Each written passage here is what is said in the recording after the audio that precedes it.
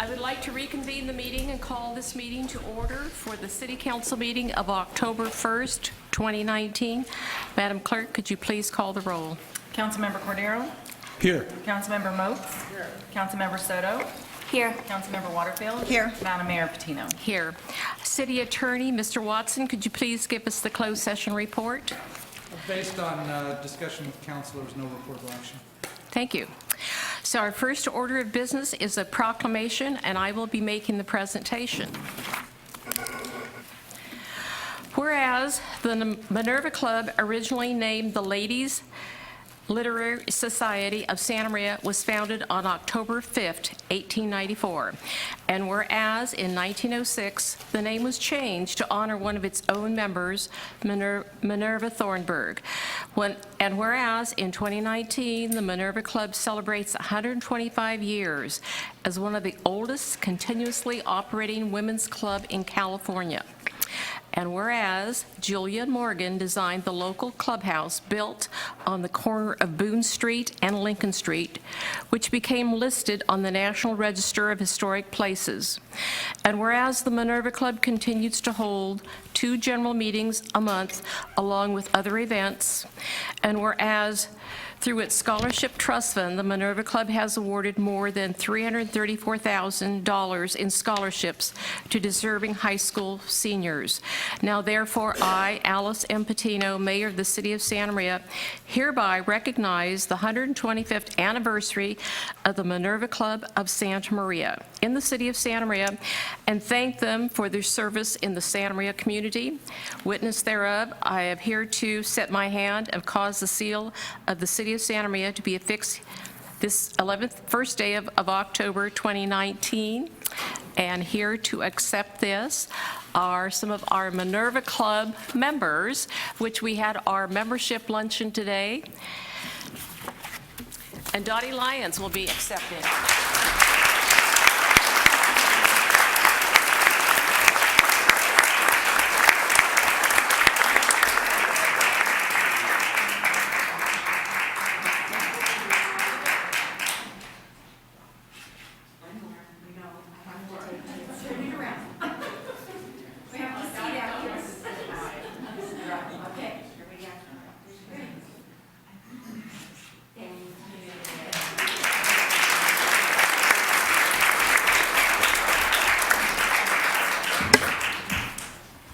On behalf of our Minerva Club and our several members that we have here with us this evening, thank you so very much. We're very proud of the City of Santa Maria.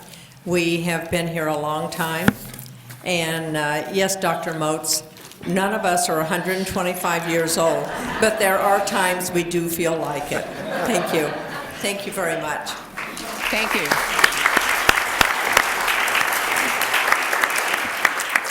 Actually, Dottie, I was thinking, how many members do we actually have in the Minerva Club now? We have, as of right now, 222 members.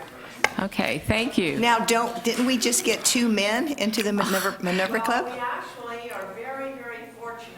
Our first man that has become a member, and is the first man for quite a while, many years. I went back through the books to see how long it had been and couldn't find it.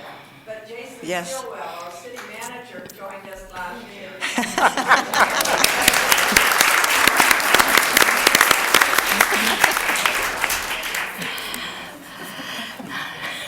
Okay, so I'm not going to resign from the Minerva Club face. I threatened to earlier today, but I guess I won't. Okay, now the next order of business is a proclamation, and Councilmember Moats will be making the presentation. Thank you, Madam Mayor, and this will be a proclamation for the Central Coast Airfest. Whereas the Central Coast Airfest was created to honor the aviation history of the Santa Maria Valley, educate the public about career opportunities in the aviation industry, and share the facilities at the Santa Maria Airport with the community, and whereas the Santa Maria Airport is conveniently located on the Central Coast with the largest commercial runway between LAX and San Jose, and hopefully it'll be used, And whereas 2019 will be the second annual Central Coast Airfest held at the Santa Maria Airport, and whereas the first Central Coast Airfest had approximately 17,000 people in attendance and generated an overall estimated community benefit of $450,000, of which $10,500 was donated to local nonprofit organizations who participated as volunteers. And whereas the Central Coast Airfest won the International Council of Airshow Platinum Award for Best Small Airshow, and whereas this year the Airfest will partner with Special Olympics to help the organization raise funds. Now, therefore, Alice Patino, Mayor of the City of Santa Maria, hereby recognizes the weekend of October 12th and 13th as the Central Coast Airfest event in the City of Santa Maria, and invites residents and businesses to come out and participate in support of this community event. And to accept this will be Chris Kunkel, the mentor of this whole thing.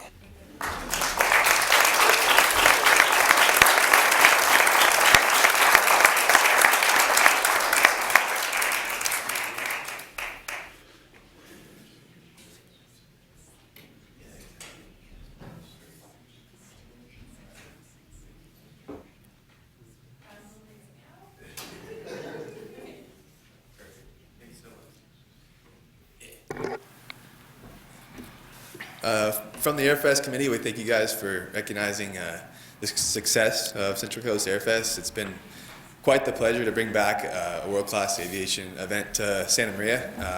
We found out that not a lot of people understand the aviation legacy we live here in Santa Maria, and so that's kind of one of our biggest things, is bringing the community together and showing what we have as far as aviation here in Santa Maria.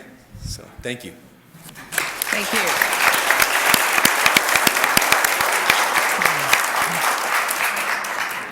Our next order of business is a proclamation, and Councilmember Moats will be making this presentation also. Thank you, Madam Mayor. And this is a proclamation for Energy Awareness Month. Whereas the City of Santa Maria is an active member of the Santa Barbara County Energy Watch Partnership, which is a partnership between Santa Barbara County, PG&E, Southern California Gas Company, the cities of Santa Maria, Buellton, Guadalupe, and Solvang, and administered by the Santa Maria Chamber of Commerce. And whereas the Santa Barbara County Energy Watch Partnership has assisted the City of Santa Maria and over 320 Santa Maria Valley businesses with energy-saving projects since 2008, including many nonprofits. And whereas the City of Santa Maria has taken steps to lead by example in becoming more energy efficient through a partnership with PG&E's company's Sustainable Solution Turnkey Program, and whereas residents and businesses spend substantial amounts of money and resources for energy, and it makes economic sense and good public policy to encourage energy awareness in the City of Santa Maria, and whereas asking individuals to review their daily routine to conserve energy, empower others to take action, and join together to save energy and money is vitally important, and whereas Santa Maria seeks to promote innovative methods and advanced technologies in the design and construction of new residential and commercial buildings within the city, and whereas energy efficiency improvements can be realized through wise energy attitudes, behaviors, and organizational decisions, and whereas Energy Awareness Month is a national effort first proclaimed by the White House in October of 1991. Now, therefore, Alice Patino, Mayor of the City of Santa Maria, does hereby recognize the month of October 2019 as Energy Awareness Month, in the city of Santa Maria and encourage residents and businesses to join together using energy wisely. And to accept this, we'll have Dave Cross and Glenn, there's Dave, good, didn't see him. Okay, and Glenn Morris.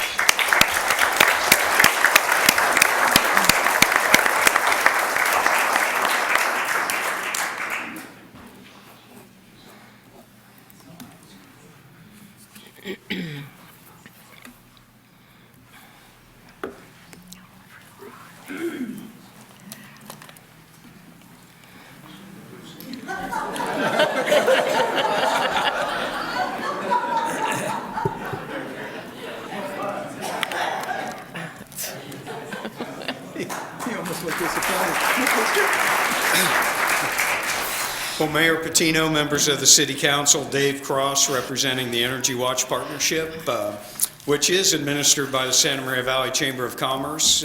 We appreciate the City Council promoting energy efficiency. We've been doing this now for over 10 years. As City Councilman Moats mentioned, we've helped over 300 businesses. We've helped nonprofits like the Good Samaritan Shelter, also special districts. With me here today is not Glenn Morris from the Chamber of Commerce. It's Jeff Lawler from Southern California Gas, who's one of our partners. He came a great distance, so I want to give him an opportunity to say a few words. Thank you. I don't have prepared words, but I'm the program manager for the SoCalGas Energy Partnership with the Santa Maria Chamber of Commerce. And so our goal is to get city facilities to upgrade and county to upgrade their equipment to high efficiency gas equipment.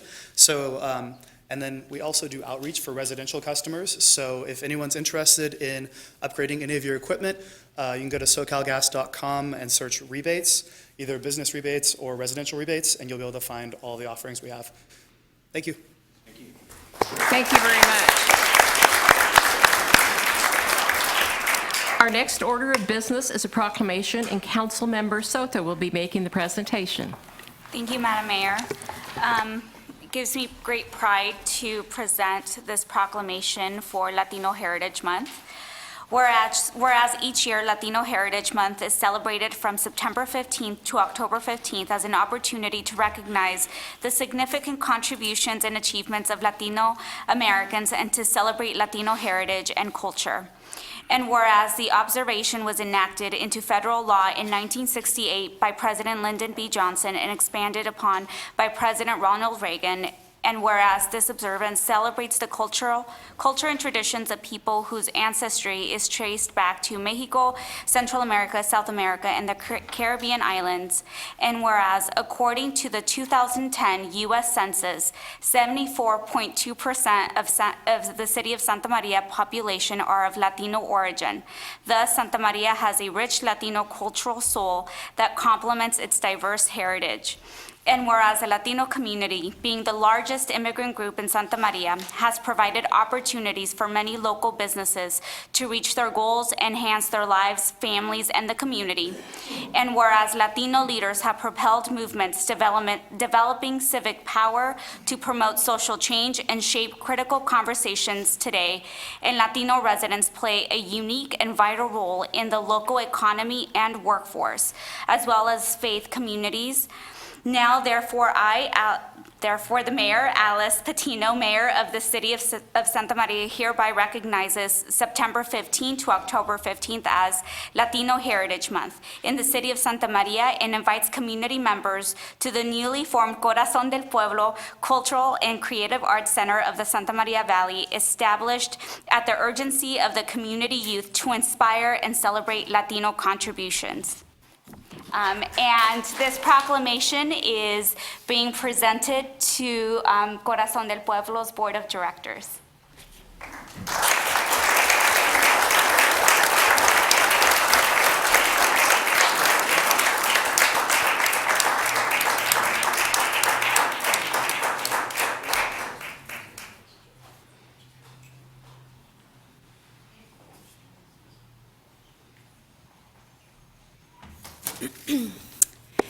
Thank you, Mayor Patino, Councilwoman Soto, Waterfield, Moats, and Cordero. Sorry about that.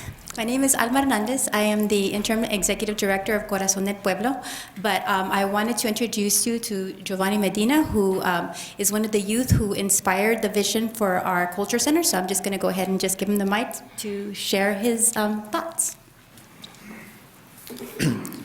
Hi, I'm Giovanni Medina. I'm a board member of Corazón del Pueblo. I would like to begin first by shedding some light onto some of the incidents that did happen in El Paso, Texas, and Gilroy, California.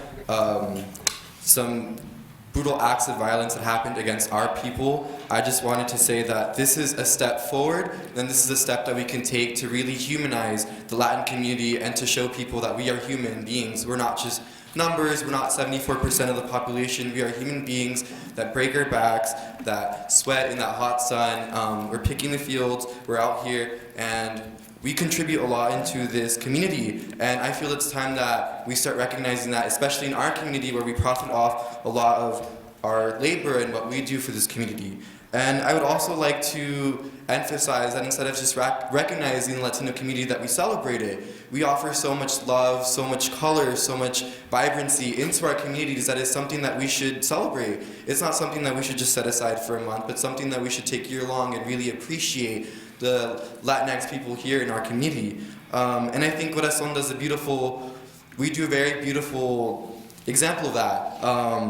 Just the dialogue and the conversation that we have in our group, we really try to emphasize and celebrate Latin art. We really like to emphasize and celebrate Latin art, and I think that's so important for somebody especially like me, one of the youth that really wanted to have a group like this present in Santa Maria, because it's so important to see forms of art that are not just represented in a westernized kind of viewpoint, not just white artists that are representing white people, their experiences and what they had to go through, but my people and what my people had to go through, and where we are today and how we're expressing ourselves today, and the colors that we use and the music that we use and the language that we use is so different and so unique to the other people use. And I think that's something that's so beautiful and that we need to recognize and celebrate and really implement into our communities. So that is why we invite you to Corazón del Pueblo, so you can experience that with us and not just recognize the Latino community, but also to celebrate it with us and to be happy and celebrate our music and our art and any other form of expressions that we have. Thank you. Thank you.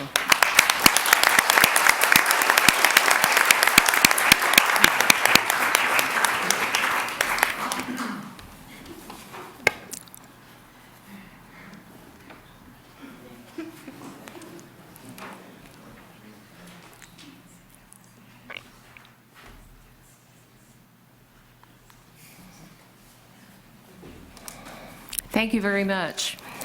Our next order of business is a proclamation, and Councilmember Waterfield will be making the presentation.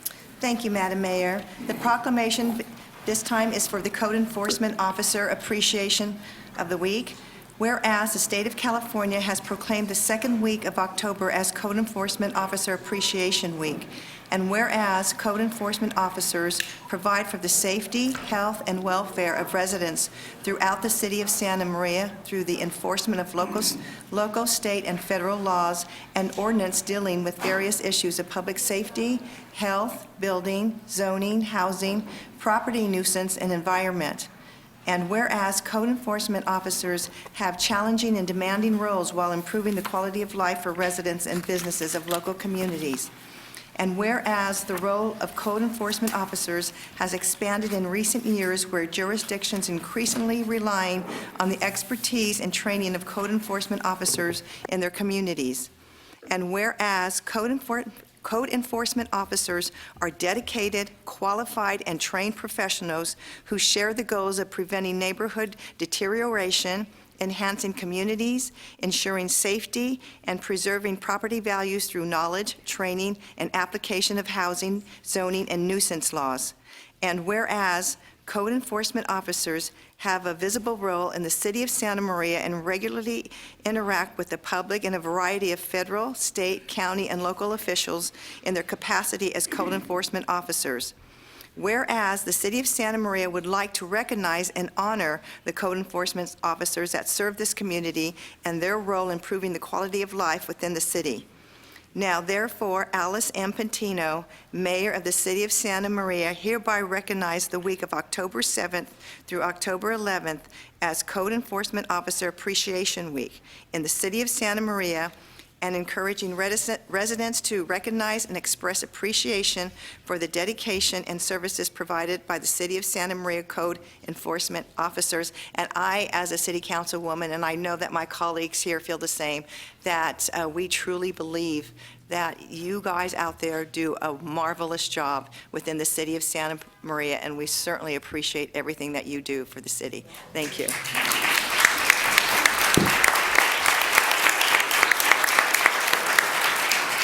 And Joy Castaigne will be receiving this.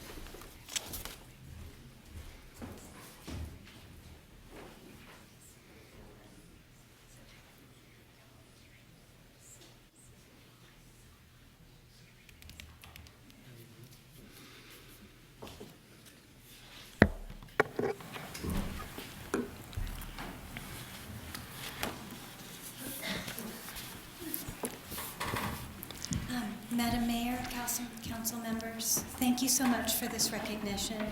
The Code Enforcement Division is absolutely amazing. We have a wonderful team who is always dedicated and driven to helping preserve property values, keeping the community safe, and improving the quality of life for all.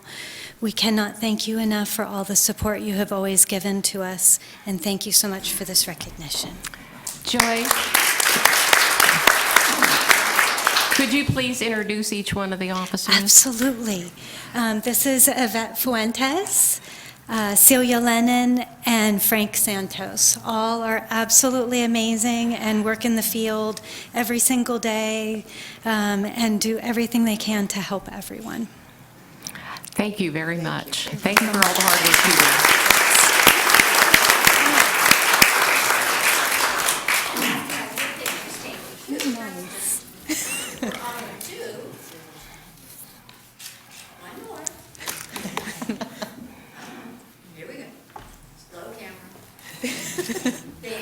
Thank you.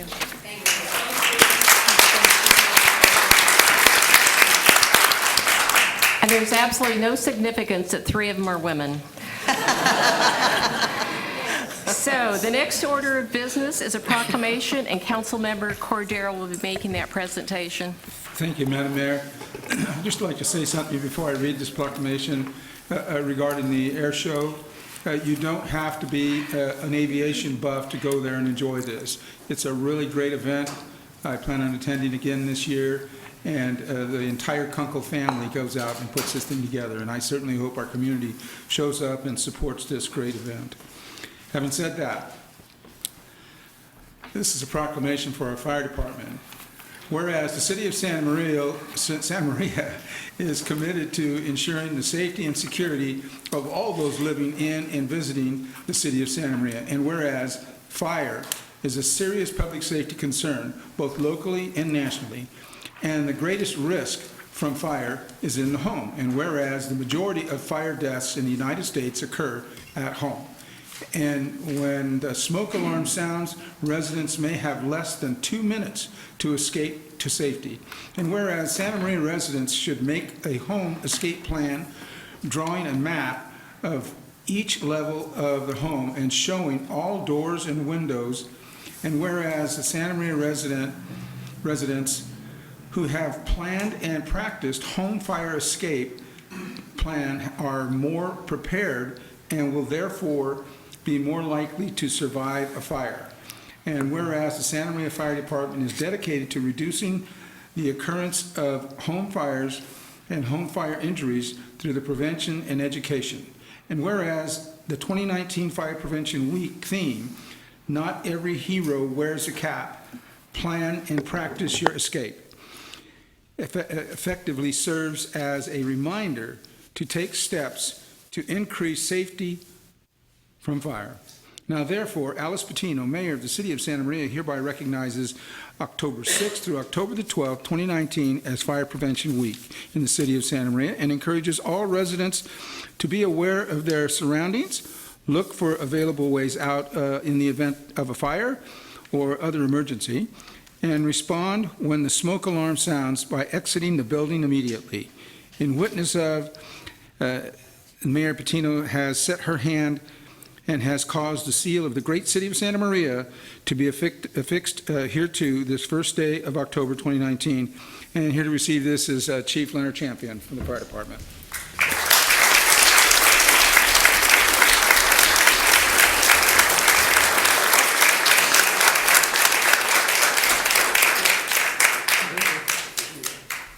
No pictures?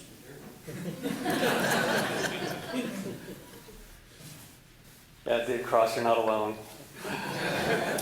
Thank you very much for this proclamation, Mayor and City Council. Too often when people think of the fire department, they think of what makes the front page news. But a lot of what we do is fire prevention and outreach to our community. And that's what we're doing for all third grade school children here in Santa Maria. It's what we do through our CERT and LISTOS programs. And so a lot of effort is trying to reduce fire fatalities in this country. To date, there's been 1,432 fire deaths, and that is a tragic number.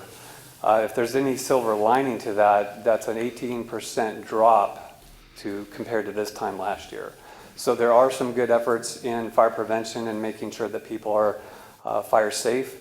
We just need to continue to do that outreach and provide that information to the public to get those numbers even lower. So thank you again for this proclamation. Thank you.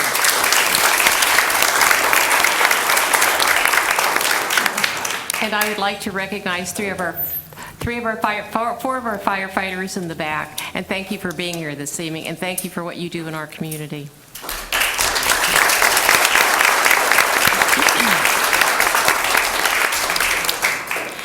The next item on our agenda will be the public comment period. Madam Clerk, could you please read the criteria for the public comment portion of the agenda? This time is reserved to accept comments from the public on consent agenda items, closed session items, or matters not otherwise scheduled on the printed agenda this evening.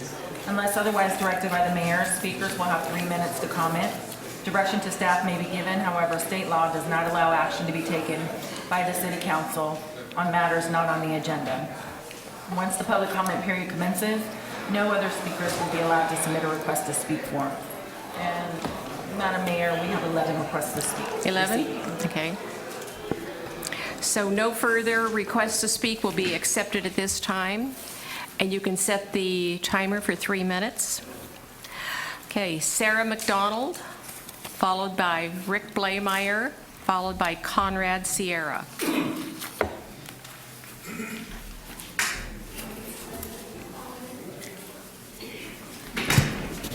Good evening, Madam Mayor and the City Council and all representatives.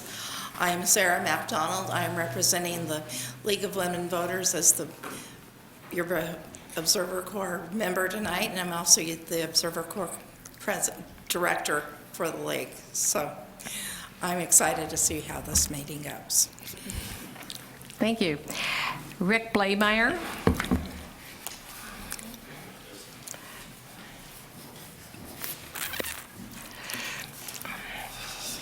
Good evening. Good evening, Mr. Blameyer. My name is Rick Blameyer with 1506 Eagle, Santa Maria, California. I'm here to address item 3G on the consent calendar. Got some notes here, so let me get this quick. Good evening, Honorable Mayor and members of the Santa Maria City Council. First, I would like to thank you for the opportunity to discuss the problem situation in Driftwood Gardens. Parking on our street, on Eagle Street, has become a problem and has presented a number of challenges for our neighborhood. I agree with the resolution that is before you, but like to address the fact that if you restrict parking on the west side of Eagle Street, the cars would then start parking on the east side of the street in front of our homes. Thusly, I encourage you to instate permit parking in front of our homes to eliminate additional parking problems. as the discussion and report regarding accidents in Driftwood Gardens. The report states there have only been 3 accidents in the last 5 years, which is terrific. However, let's look at the number of the accidents at the intersection of Miller and Enos entering Driftwood Gardens. Quite a different story. The parking situation has become a major problem for our small neighborhood. Heavy traffic during school hours, limited garbage pickup, and no parking for visitors, just to name a few.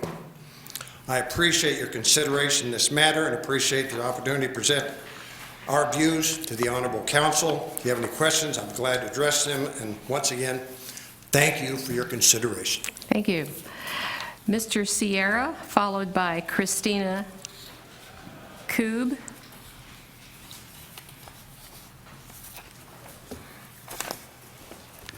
Thank you, thank you. I also want to address the situation with Eagle Street. I live at 1514 Eagle Street. I've lived there since 1990, and more recently, as stated before, there's nowhere to park on the west side of Eagle Street. What bothered me the most, I guess, is there for a while we had a couple of small girls soccer league teams practicing, actually some adult leagues practicing twice a week. I ran into one of the parents the other day, and I asked him, why aren't you practicing in our field anymore? And I've lived there since 1990, and we never had that. And it was nice to see the park, we call it a park, you call it a basin, used for the kids of the neighborhood. And she said, well, there's nowhere to park anymore. And what we've got is every night there's 27 cars parked just in front of the park. I'm not talking about Eno Street, I'm talking about Eagle Street. There's 27 cars a night. They start pulling in around 4:15. By 6 o'clock, there's no more parking across the street, and they're all coming from the 2 large apartment complexes across the street. So the people who want to use the park for recreational purposes can't even park, so they stop using it. So I don't know where their kids are practicing anymore. I just think it's unjust that our little street has become their public parking area for these 2 apartment complexes. And that's all I want to say. Thank you. Thank you. Christina Koob, followed by Andrea Mayfield, followed by Gary Hall.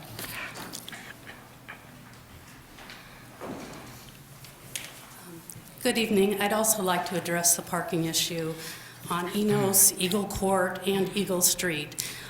We are tired of our neighborhood being used as a permanent parking lot, but also I consider it a security issue. I wouldn't feel safe going in that park anymore because you can't see into the park. There's a line of cars there every night, and it's half full every day too.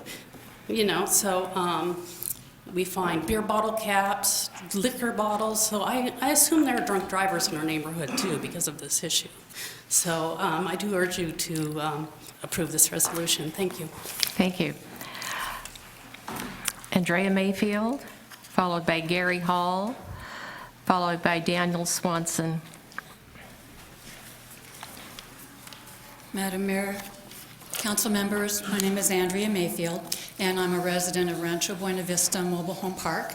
I'm here this evening again to address the issue of our lease in Rancho Buena Vista and talk with you about support of an enforceable rent control ordinance be put on the agenda for the City Council for senior mobile home parks and other mobile home parks in Santa Maria.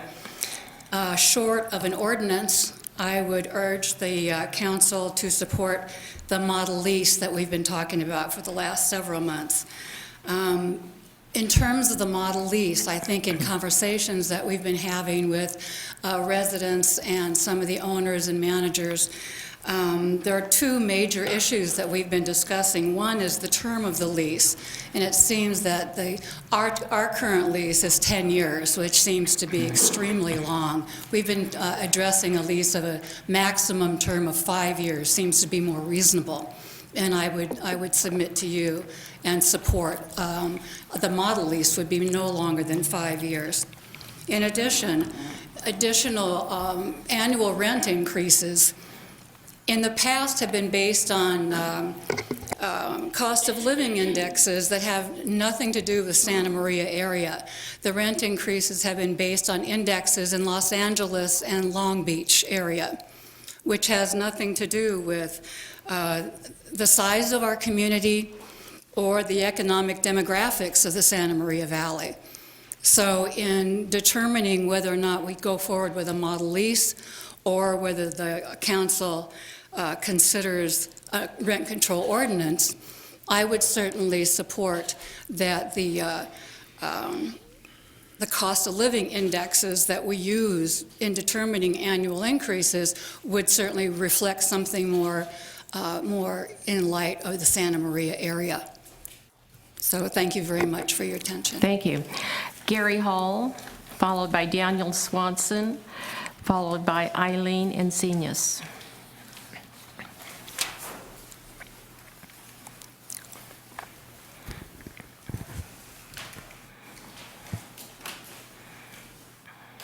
Good evening, Madam Mayor and council members.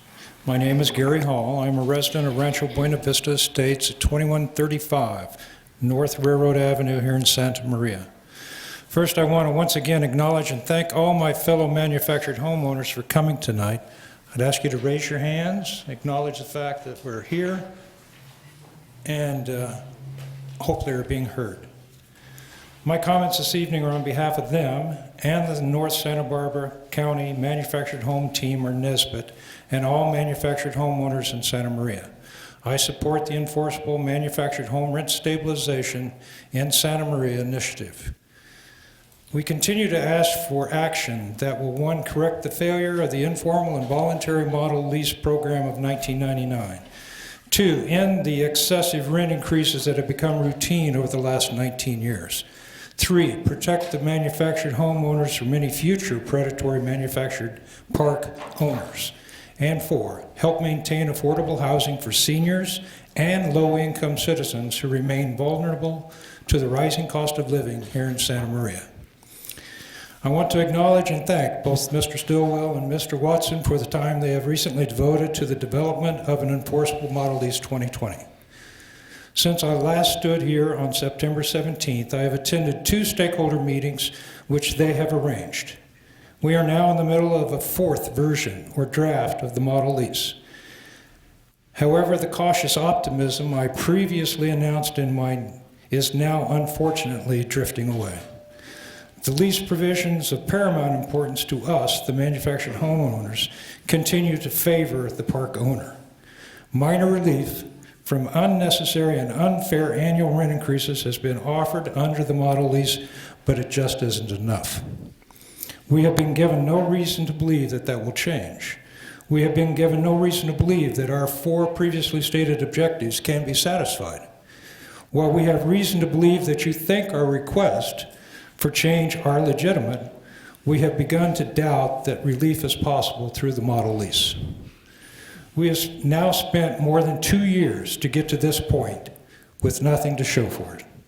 Tomorrow, the NSBIT Rent Stabilization Subcommittee starts the task of revising our draft rent stabilization ordinance in accordance with our attorney's recommendations, and we intend to deliver to the city attorney and the city council by October 15th. We once thought that this could be avoided, but we no longer think so. We remain anxious to get enforceable manufactured home rent stabilization in Santa Maria on the city council agenda. Apparently, only then can you have the meaningful discussion you seem anxious to conduct and eventually demonstrate your support or opposition with a vote. Thank you. Thank you, Mr. Hall.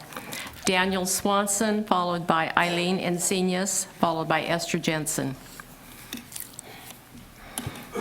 Esteemed Mayor, City Council members, the City Manager, Mr. Stillwell, and the City Attorney, I want to say thank you for letting me speak. And since I've been here quite a few times, I look up at all of you and I see friendly faces, and that makes me happy.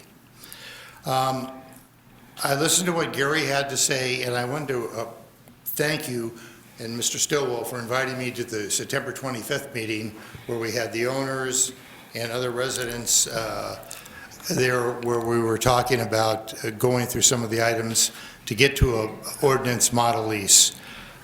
One of the big things that I see is I think we have pretty close to that model lease right now. I talked to Gary. Obviously, there are some other issues that he's brought up. But one of the biggest things are, he told me today that they came up with a CPI that really reflects more Santa Maria versus Los Angeles, which I thought was a big step forward. Number two, I think one of the biggest things I think we should do is bring forward what we have in a model lease, and at that point, during that discussion, when it's brought on the agenda, we have the opportunity to discuss what actually is the rent increase, because the owners are at one point and we still have not agreed to that. And I'd rather throw it in your laps and see what you think, and see if we can potentially come up with a solution that will be at least adequate for all of us. But the biggest thing is we're running out of time. And I know Gary was told November 9th that this was going to be brought up potentially to your agenda. So we now have our leases at Rancho Buena Vista. And, you know, a lot of these residents are going to sign, they're old, they're scared, and whatnot. So I'm saying if you ever are going to step forward and bring this to the agenda, I pray that you bring it at the next city council where we actually have this. And I purposely didn't bring a lot of people down tonight because I didn't want to overwhelm you. But there are a lot of people that do want to come. And I feel that we're this close. And if you could just take that step forward and have us get to the point where you put us on the agenda finally, I think we can possibly just get this thing done. So with that, I'm going to say thank you very much for your time, and thank you. Thank you, Mr. Swanson. Eileen Encinas, followed by Esther Jensen.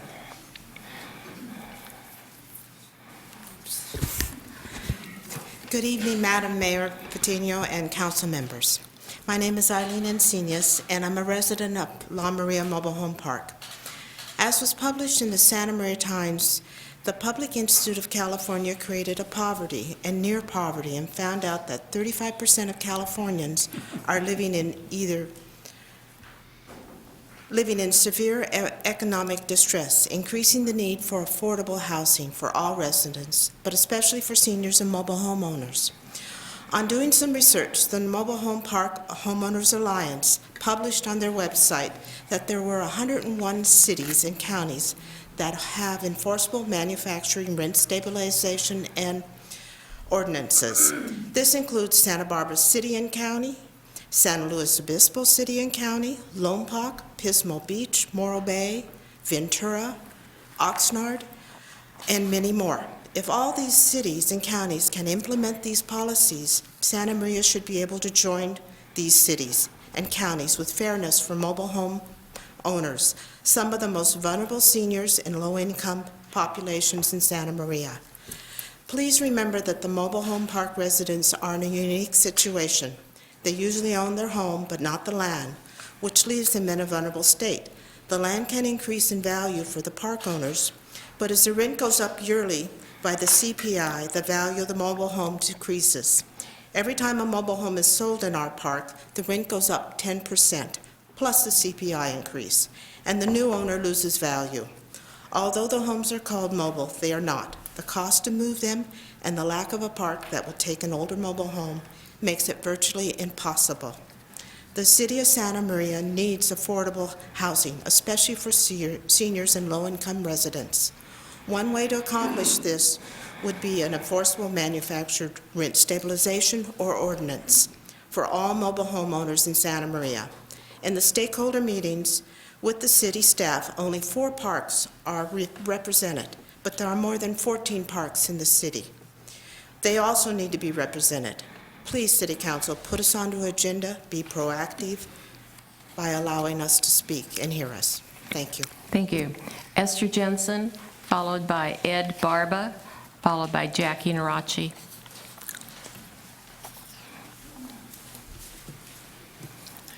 Good evening, Mayor Patino, City Council members, and city officials. My name is Esther Jensen from La Maria Mobile Home Park, and also representing the North Santa Barbara County homeowners team. I'm here again to look to the council to consider enforceable rent stabilization here in Santa Maria. People keep encouraging me to speak up on their behalf for some much needed action. I woke up during the night thinking about the issues and the comments others have made concerning their plight. I got up this morning and I went to my checkbook and jotted down some figures. I took my monthly pension, my Social Security, added them together. Then I took my basics, my rent, my gas, my light, additional for my health insurance, and I ended up with $67 to spare. I compared that to last year and found that it varied by only $1. I was shocked at the results. How could my prescriptions, household insurance, car expenses be covered if I didn't have additional savings to draw from? I thank God that I have been able to provide for myself, but then I realize what many of my friends and my neighbors are being faced with. It's scary. Yes, and my rent will be going up 3.3% the 1st of December, along with fees for water, sewer, waste, and property taxes. Where is the affordable housing? Let's stop talking and let's start taking some action for enforceable rent stabilization here in Santa Maria. Thank you. Thank you. Ed Barba, followed by Jackie Narachi.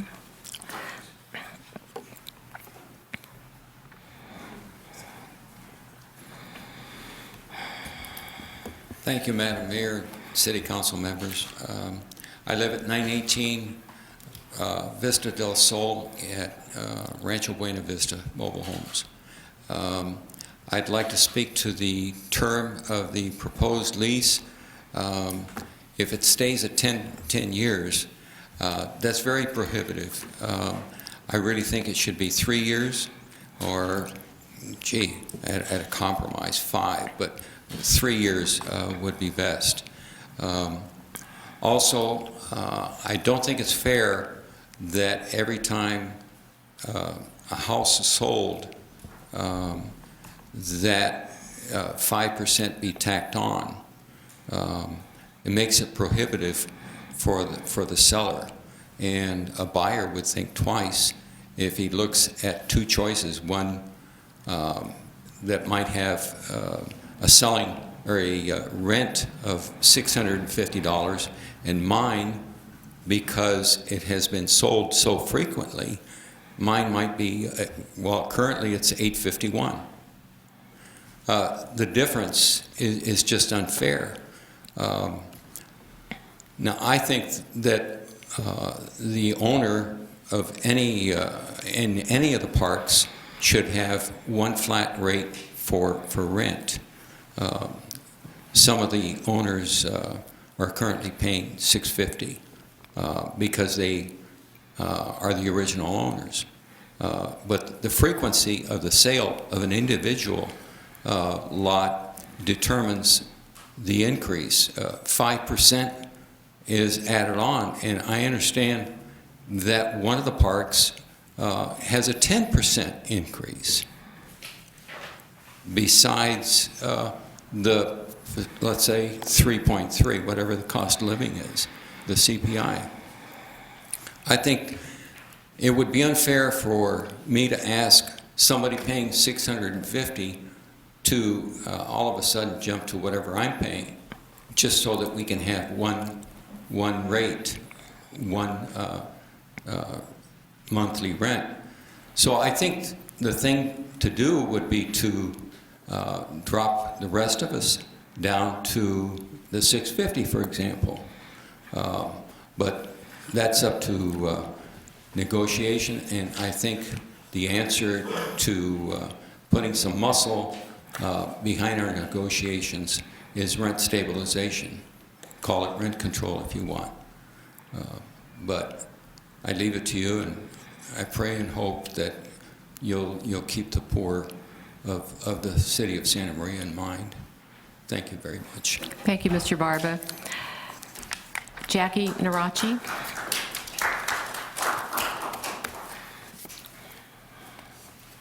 Good evening again, Madam Mayor, Good City evening. Council, Tom, and Mr. Stillwell. Thank you so much for your negotiations with us.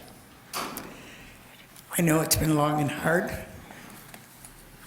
but it's getting down to, do we sign a 10-year lease that we're not happy with?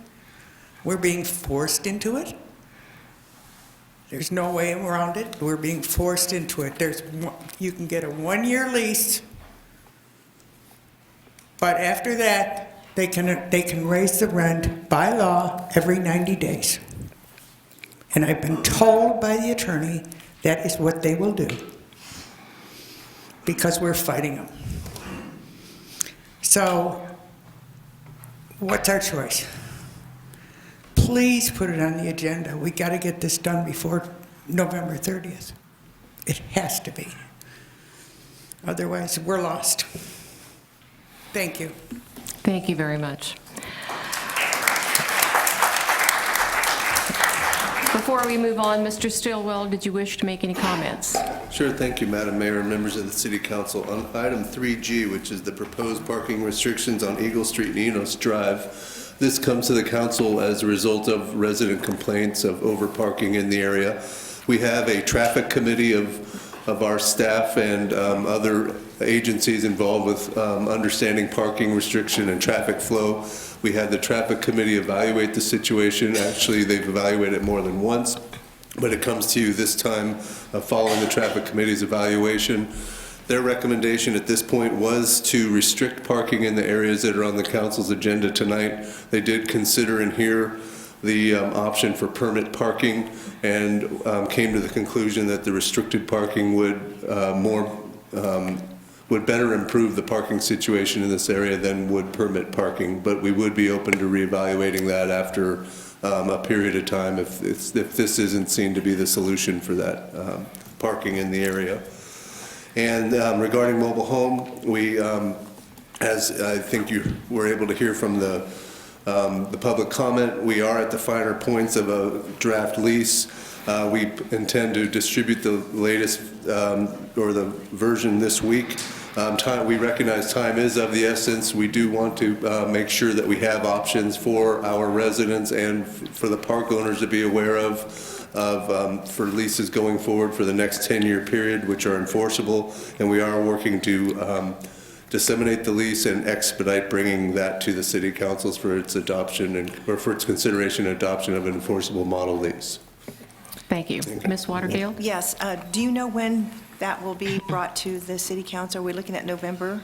Thank you, Madam Mayor. Councilmember Waterfield. Yes, we're working to expedite it. The next meeting of the City Council is October 15th, which we would need to docket items this week. We want to make sure we take time for people to be able to review the lease and review the enforceability mechanism so we can have them understand the terms. And so we think that we can have that done and have that come to the City Council at the first meeting in November. Okay. And then in regards to the Eagle Court, can we please look into the permit parking? I know that a lot of people do not respect other people's homes when they come in and they just park anywhere. Thank you for doing the no parking on the other side, but I believe it's going to be crowded just like they do in the Palisade where the hospital is. They ignore those signs and they park in the neighborhoods, and I've been getting a lot of complaints about that still, so we need to probably go there with permit parking as well. And Madam Mayor and Councilmember Waterfield, we did evaluate the permit parking. We surveyed the residents, and potentially Public Works Director Kevin McCune could expand on the permit side of that and the options that we considered there. Good Mr. evening. McCune. Good evening, Honorable Mayor and Council Member. We did look at and survey the residents both through door hangers on the door and a letter to both the owners and the residents asking for their feedback on the idea of permit parking. We received a positive response of 30% of the residents. And generally, our threshold is 85% to establish permit parking. On Eagle Street in particular, where the largest impact seems to be, we received a positive response of 54%. And it went down significantly on the other streets in the neighborhood. Okay, thank you. Thank you. Yes, Dr. Moats. Well, if most of the responses were against it, do people give reasons why they wouldn't want permit parking? Yes, they talked about the cost of the permit, they talked about lack of enforcement, and the city not having a permit parking enforcement unit dedicated for that. Most of them didn't think it would make a significant difference. Is that true? It is true that we do not have a dedicated parking enforcement division. That is true. We do not. We do not. We do Yeah. not. But where we've had the permit parking, it has worked in the city because we have enforced it. Where do we have permit parking, Madam Mayor? There's one over There's- on Camino Colejo, Camino right across Colejo. from high school, Yeah. and on South McClellan. That's the first one that we've implemented in the city some 27 years ago. Yeah. Okay, Mr. Watson. Yes, ma'am. I was just going to suggest maybe you should take the other consent items and take this one up separately so you can get all those comments on the record. Okay, thank you. Okay. Any other questions? Okay, hearing none. Do I have a motion? Okay, moving on to the consent calendar. I need to give the agenda item. Could you please read the title? Routine items are presented for city council approval without discussion as a single agenda item in order to expedite the meeting. The consent calendar is approved by roll call vote with one motion. These items are discussed only on the request of council members. Okay, do I have a motion? So moved. There's no motion. No, I said, do I have one? So moved. There's nothing to make a motion, is there? Yes, on the consent calendar. Consent calendar, I'm sorry. Okay. Are you going to discuss 3G? If anyone wants 3G pulled, we can pull it. But if not, did you make the I motion? made the motion. Motion? Second? Okay. I have a motion and a second to approve the consent calendar. Madam Clerk, can you please call the roll? Councilmember Cordero? Aye. Councilmember Waterfield? Aye. Councilmember Soto? Aye. Councilmember Moats? Aye. Madam Mayor Patino? Aye.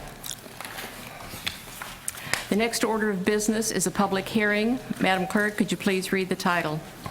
The City Council will consider proposed water and sewer rates effective January 1st, commencing 2020 through 2023.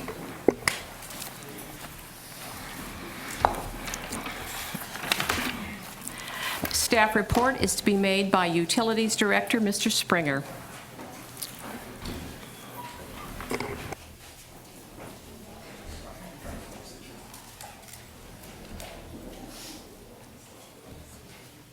Good evening, Madam Mayor and City Council. Tonight's presentation is based on the Utility Department's recommendation for new water and sewer rates.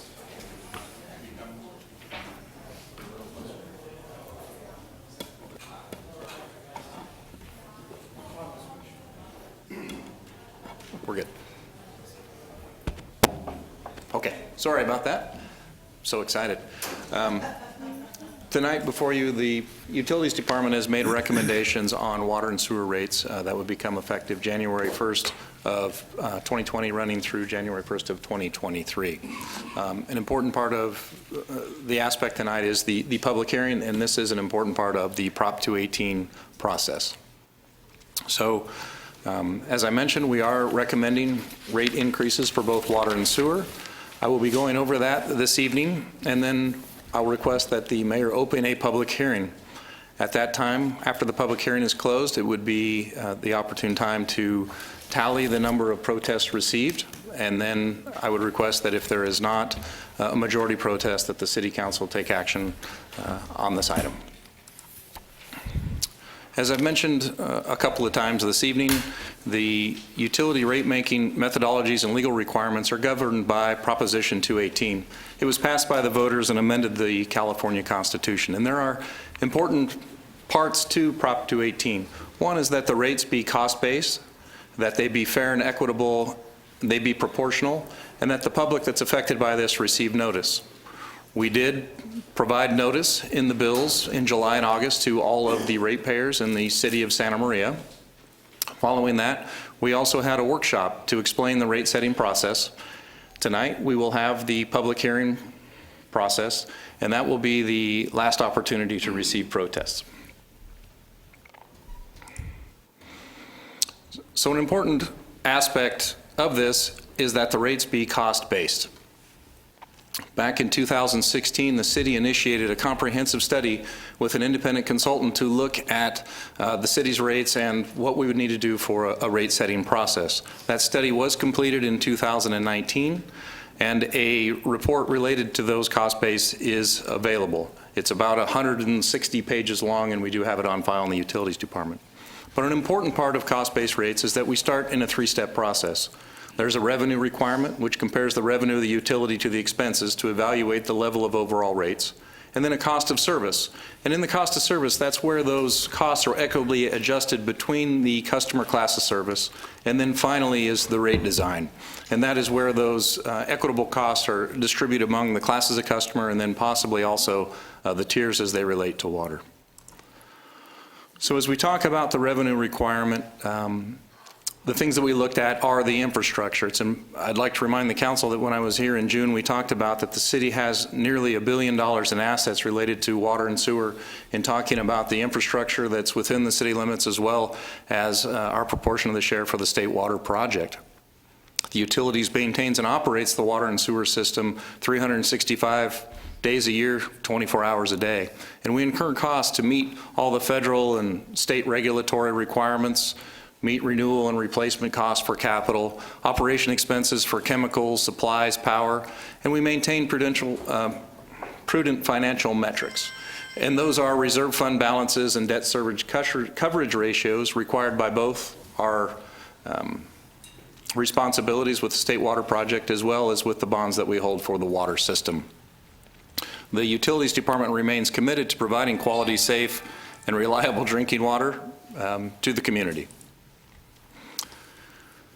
So there are several cost drivers, as I mentioned. One is capital improvements. Those are for maintenance, rehabilitation, repair, and replacement of the aging infrastructure. Regulatory compliance, and that's compliance with the Clean Water Act and the Regional Water Quality Control Board. And then we have expenses related to state water, and this includes delivery, infrastructure, and reliability. In addition to these, we have the usual operating expenses that include staffing, personnel, chemicals, electrical costs for pumping, blending station, and the fund reserve policies I had previously mentioned. So all of these are put into the revenue requirement. And as you can see in this chart, the black dashed line is if there were no rate increase, and that our existing rates will not meet the known expenditure requirements for the fund. The red dashed line above shows that the rates as proposed by staff meet the known revenue requirements for the water utility. And these reflect funding for the annual water operation, infrastructure renewal and replacement, and meeting reserve targets, as I mentioned previously. Likewise, so it was done for both the water side, and likewise, similarly on the wastewater side, the proposed rates touch the top of those bars, indicating that that is the amount of revenue required to meet the projected needs or expenditure requirements for that fund over this horizon, which the last chart there is for fiscal year 23-24. So once the revenue requirement is determined, it goes through the cost of service study. So a cost of service study is a way to equitably allocate the revenue requirements to the customer classes of service. So this is an important aspect of the requirements of Prop 218, where there is that fair and equitable sharing of the cost to operate the system based on the people who put the demand on the system. In this way, it avoids subsidies so that certain customers aren't charged more, so that other customers are charged less. It is a way to make sure that revenues reflect costs, so there's not excessive revenue being generated by rates that are too high. And the objective is to develop average overall unit costs as we develop those through. So an important aspect of that cost of service study that we just completed in 2019 is that it does result in sufficient revenue to fund the utilities, and it provides the basis to establish rates that are cost-based, equitable, and importantly, legally defensible. So based on that cost of service, the rate design was put together. Similar to how rates have been in the past for the city, on the water side, there is a flat rate charged based on the size of the meter serving the property. Essentially, the larger the meter, the more impact to capacity that may be available, that we have to size our system to provide more water to flow through a larger meter. In addition to the flat costs, there is also a variable charge that is charged to the customer based on the amount of water that flows through that meter. In this case, you can see the tiered units. In the current rate, we had 4. We are proposing to go to 3. And it is important to note at this point that this is based on data that is Santa Maria specific. We looked at all 22,000 odd accounts and looked at how the water is used throughout the year for the peak day, the peak month, to get an idea of where the impacts were on the system so that we are sure that the costs associated with those impacts are charged to the correct customer class and also the tier. It's a very important aspect of what we've done here. What you'll also notice here is that we've reduced from 4 tiers to 3 as far as the consumption. And one thing that you'll notice is that we have also proposing to eliminate an additional $1 surcharge, which was part of the southwest area of the city. That was adopted by the council multiple decades ago, and the usefulness has passed away on that. It only affected a couple hundred customers, and the time frame was expiring anyway. So to simplify the rates and to make it easier for utility billing and also customers as they come online. So likewise, we went through and looked at the rate design for the sewer. As opposed to water, as far as residential sewer, we charge a flat rate. This is due to the fact that essentially within the type of customer that we have, a single family or apartments or mobile home or other types of lodging, the intensity of the sewer is about the same. It's domestic sewage, it's a sink, it's a shower, it's a toilet, those sort of things. So the strength of the sewage is about the same, and on average, based on the type of customer, the flows are about the same. So a flat rate, which isn't uncommon in industry standard, would continue. That's what we have now, and it's just an adjustment for those rates. I would like to point out that, as you may notice there on the chart, the single family, the proposed rate of the $24.49, you'll notice below that the apartment rate is lower per unit, but this is a per unit charge. So as single-family residents, the flat rate would be $24.49, as opposed to a multifamily or apartment. Clearly, an apartment would have at least 2 units. So, for example, a complex with 2 units, the monthly rate would be $18.83 times 2, or $37.66. So, there is an opportunity when we looked at that to. I just wanted to make it clear that that's not for the whole building. It's on a per unit basis.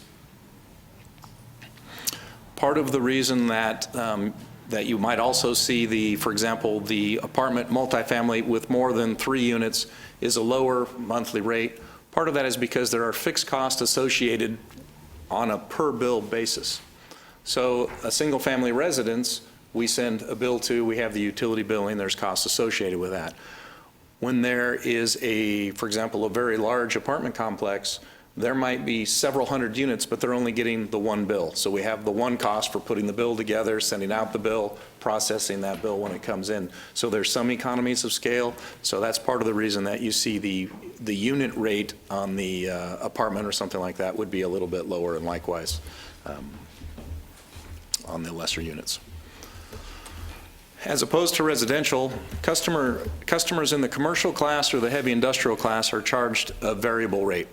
And as opposed to residential, that's because the intensity of the sewage that has to be treated at the wastewater plant can vary depending on the type of commercial business. As you can imagine, it might be significantly different for a mortuary as opposed to a car wash or an insurance office, for example. Each of those would have different types of intensity that we would need to treat. And likewise, the amount of sewer flow that we have to treat is so variable.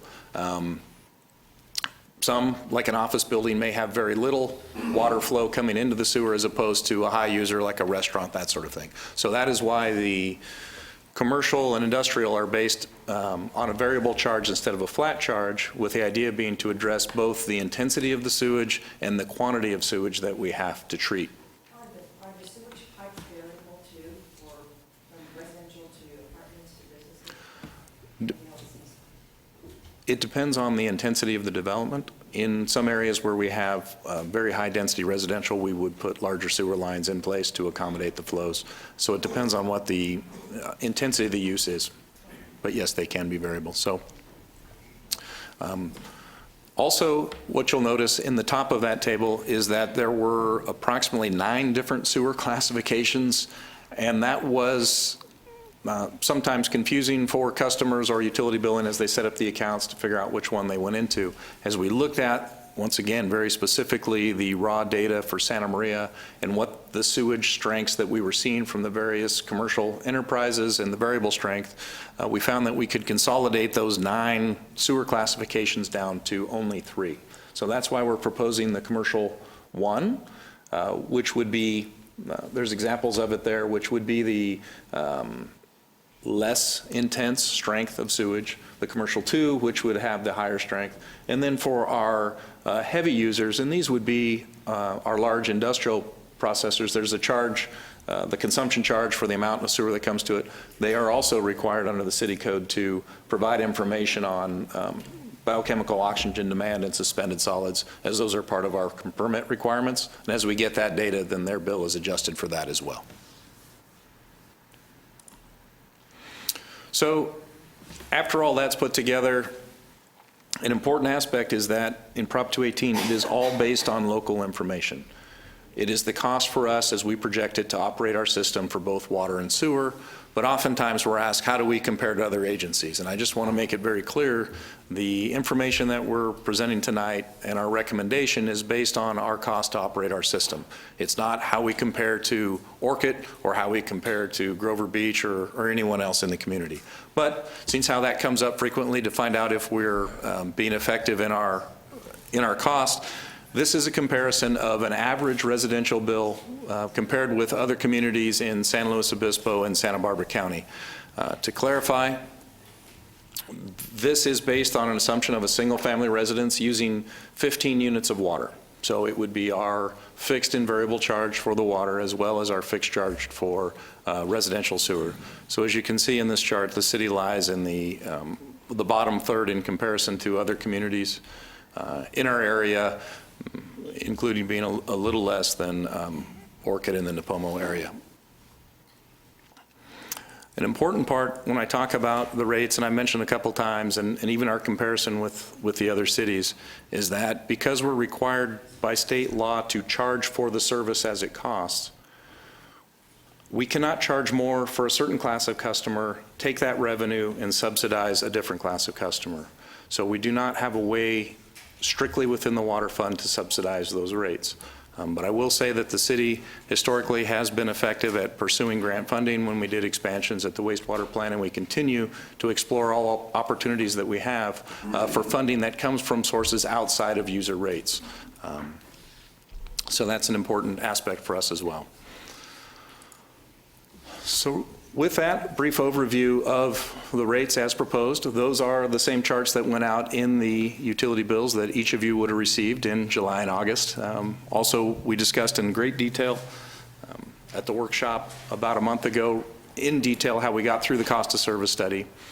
Tonight, I'm asking you to go through the rest of the Prop 218 process. So the public hearing procedure that I'm hoping that you'll open right after my presentation will give an opportunity for people to comment. At the end of that public hearing, I would request that the mayor ask the city clerk how many written protests we have received. It will be the last call for protest and then close the public hearing. At that time, we can determine whether a majority protest exists regarding our system. If a majority protest is received, then the city council may not consider adoption of the rates as proposed. If there is no majority protest, the city council may consider the rates as requested by staff.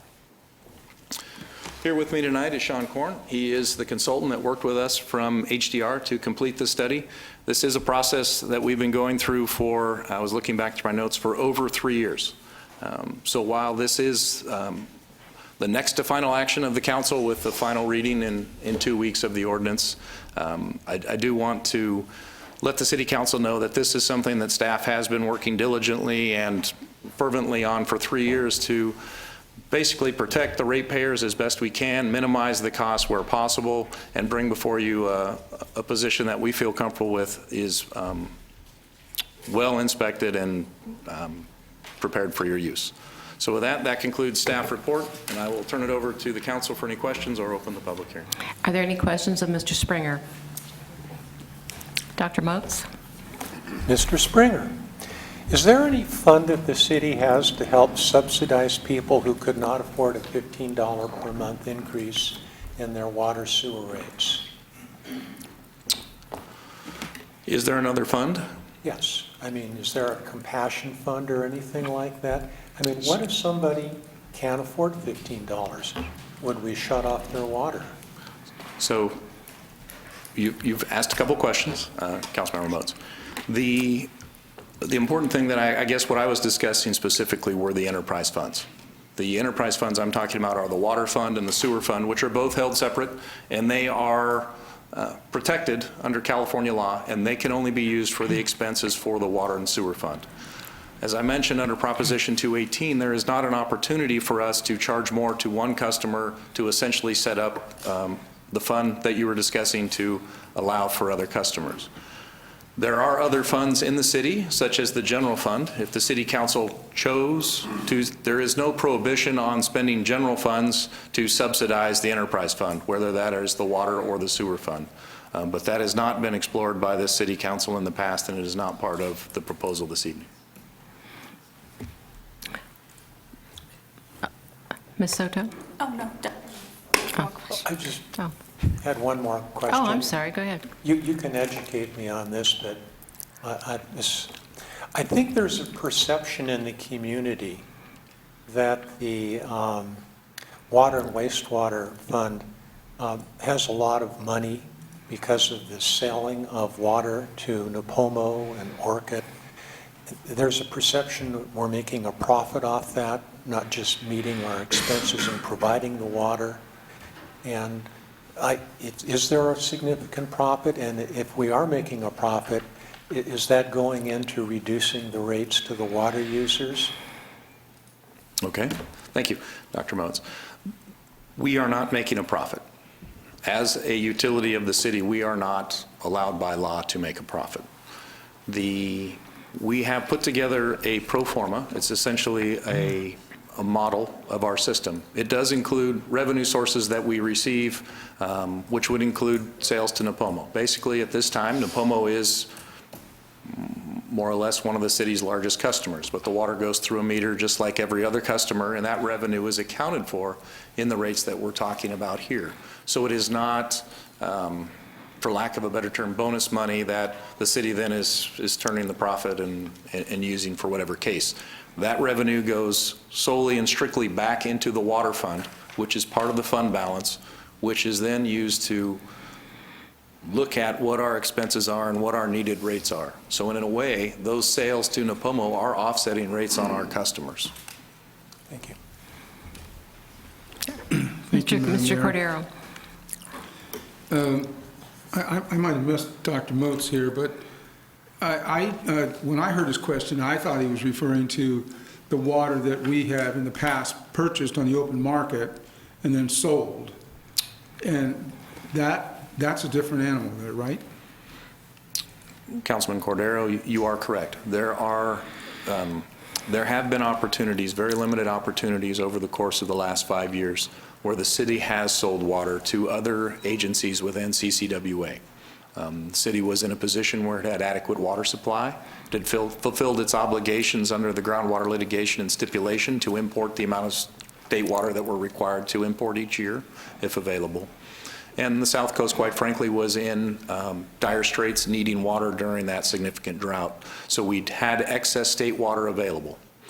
That water was sold to agencies including Montecito, Goleta, and Santa Barbara.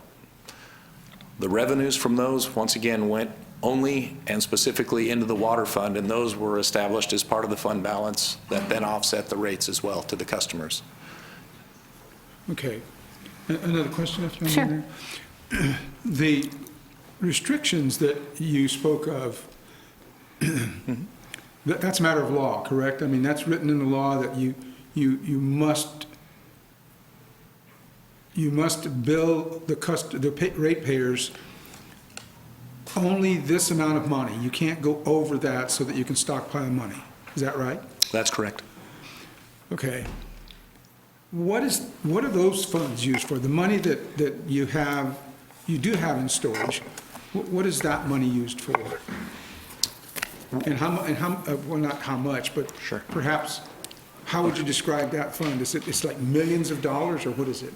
Sure. Well, thank you, Councilman Cordero, for that question. It's important to recognize that these are significant funds to the city.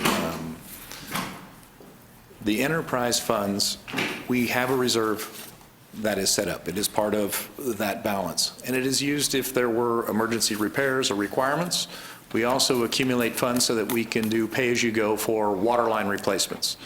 With the exception of the water bonds that the city financed approximately 23 years ago, the city has not gone into debt for other types of projects and improvements. So it's been pay-as-you-go to replace those water lines. So those reserve funds, as they're built up, are utilized for larger capital projects that we couldn't fund on a year-to-year basis. They're also used for unanticipated expenses. Last year, we had to come before the City Council for a budget amendment regarding our cost for state water. There was a significant increase due to some billing required on a segment of the state water project. That increase alone was $5 million in the last fiscal year. So that reserve fund would have been used to address expenses of that nature. Okay. Now, we have control over certain things in the water rates, such as you mentioned the employees that we pay, the gas, the electricity, these kinds of things. The city has limited control over to control that rate increase. But there are, in fact, many things behind us that we have no control over. We have no control over if somebody comes from behind us and says, hey, your rate just went up X number of dollars. That's not a choice we can negotiate about. That's going to happen. We have to pay that money, and we have to go someplace to get it. And in this case, it's to the ratepayer. Is that correct? Councilman, maybe you can say it better than I did. Councilman Cordero, you are correct. There are some things that we control. For example, if PG&E increases its rates, I can tell you that we look at the rate schedules and how we might operate our water wells and pumps so that we are not pumping water during the peak expensive time of the day. If we can, we utilize our reservoirs so that we minimize that cost on the ratepayer. But we cannot control whether or not PG&E increases their rates in general on that. So we try to limit it where we can, but there are expenses we can't control. Likewise, the city of Santa Maria committed to the state water project a number of decades ago. We are committed to that. In fact, through the groundwater litigation and stipulation, we are required to import 10,000 acre-foot of state water if it's available. So it is not as if the city can simply turn off that spigot or choose not to pay those costs. So as those expenses come up, or if those expenses increase, that is a cost that the city needs to pay, and the funds for that come from the ratepayers. Okay. Let me just share with you that I kind of liken that part of it that I'm talking about, where we have no control over. I heard a radio advertisement recently in the last couple of days that automotive gasoline has gone up in this area like 50 cents in the last several weeks. And we have no choice in that. The choice here is you either pay the 50 cents or you stop driving. And that's much like it is here. We either have to pay or charge for this, or somehow maybe we have to stop pumping water. I mean, there's little choice for us in some of these rate hikes, correct? Except what Mr. Motz's idea about having a special fund. But there's no choice in the matter. We must pay those charges. The city of Santa Maria. Yeah, Councilman Cordero, you're absolutely right. I would say that more transparent than gas prices, we have gone through a study that's available for public review on how we came to the rates and the revenues that we need to continue to operate the system. So there is that transparency and that opportunity to explain why it is we've come to where we're at. And of course, there's the opportunity for the city council representing the ratepayers to vote on it. So I guess what I'm trying to emphasize here, Mr. Springer, is that the decision on your part to request a rate hike is not just based on a whim, it's based on a projected need, and that's as close to the bone as we can make it right now, because that money that you're requesting doesn't accommodate any catastrophic needs that are yet not on the surface. I mean, they're not known to us. If one of these big devices you say are running 24/7, 365 days a year should go out, I'm sure it's in the hundreds of thousands or millions of dollars to fix something like that. And there is currently nothing in your budgets to replace something that catastrophic. Is that right? Councilman Cordero, we do budget for some recommended replacements, but you're absolutely right. If it were an out-of-the-blue failure, the rates today aren't for that. The request is based on the projected needs that we would know of. So if there was an unknown expense that floated to the top, as you mentioned. So it's not like our rates are set higher to accommodate some unknown need. When we go through and look at those and our requirements of Prop 218, it is based on anticipated and designated expenses. Thank you, sir. I'm done there. Thank you. Any other questions? I do. Thank you, Yes, Madam Ms. Mayor. Soto? Thank you. A lot of the questions that I've been asked are really around the variable rates that the city is going to be setting. And the concern is coming from customers who are doing everything they can to conserve water. And so the question that I get asked often, or that I've been getting asked often, is why is it that I'm still getting charged more if I'm doing whatever I can to conserve water? Okay. Councilwoman Soto, the cost for the water system, how the costs were derived. So we have the fixed charge and we have the variable charge. There is a lot of infrastructure that, whether or not anyone runs a drop of water through the system or not, are there.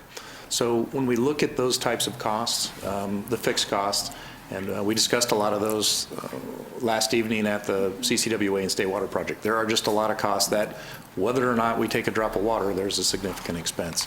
And that has to do also with the infrastructure that we have in the ground, the pipelines that run under every street, the fire hydrants, the reservoirs, all those sorts of things. So there's this minimum size that we have, and that expense to essentially have water available when people turn on that tap, or the water goes away when they run it down the drain. So those costs are really in that fixed meter charge in that first tier. The idea of the tiered structure after that is that the additional capacity required to meet those peak demands. So during a middle of summer, during a peak day, somebody's watering their lawn. That means that we have more water demand on a given day. We start to look at peak day or peak week. We have to size our reservoirs larger to accommodate those users, and that's how we get at those tiered rates for the larger peaking charges. Maybe the pipeline also has to be bigger to accommodate all those flows on peak day for those larger users. So that's where those variable charges come in. And it's just part of the nature of a water system or a sewer system, that having the infrastructure in place and having that availability of water all day, every day, has a significant cost associated with it. As part of the utilities department, we still encourage water conservation.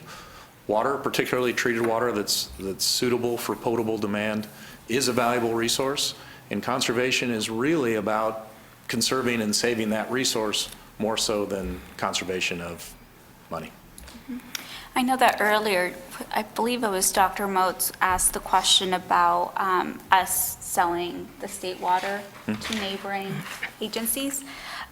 If the city of Santa Maria were to, say, ask residents to conserve X amount so that we can sell more of that state water, would that help offset some of these costs?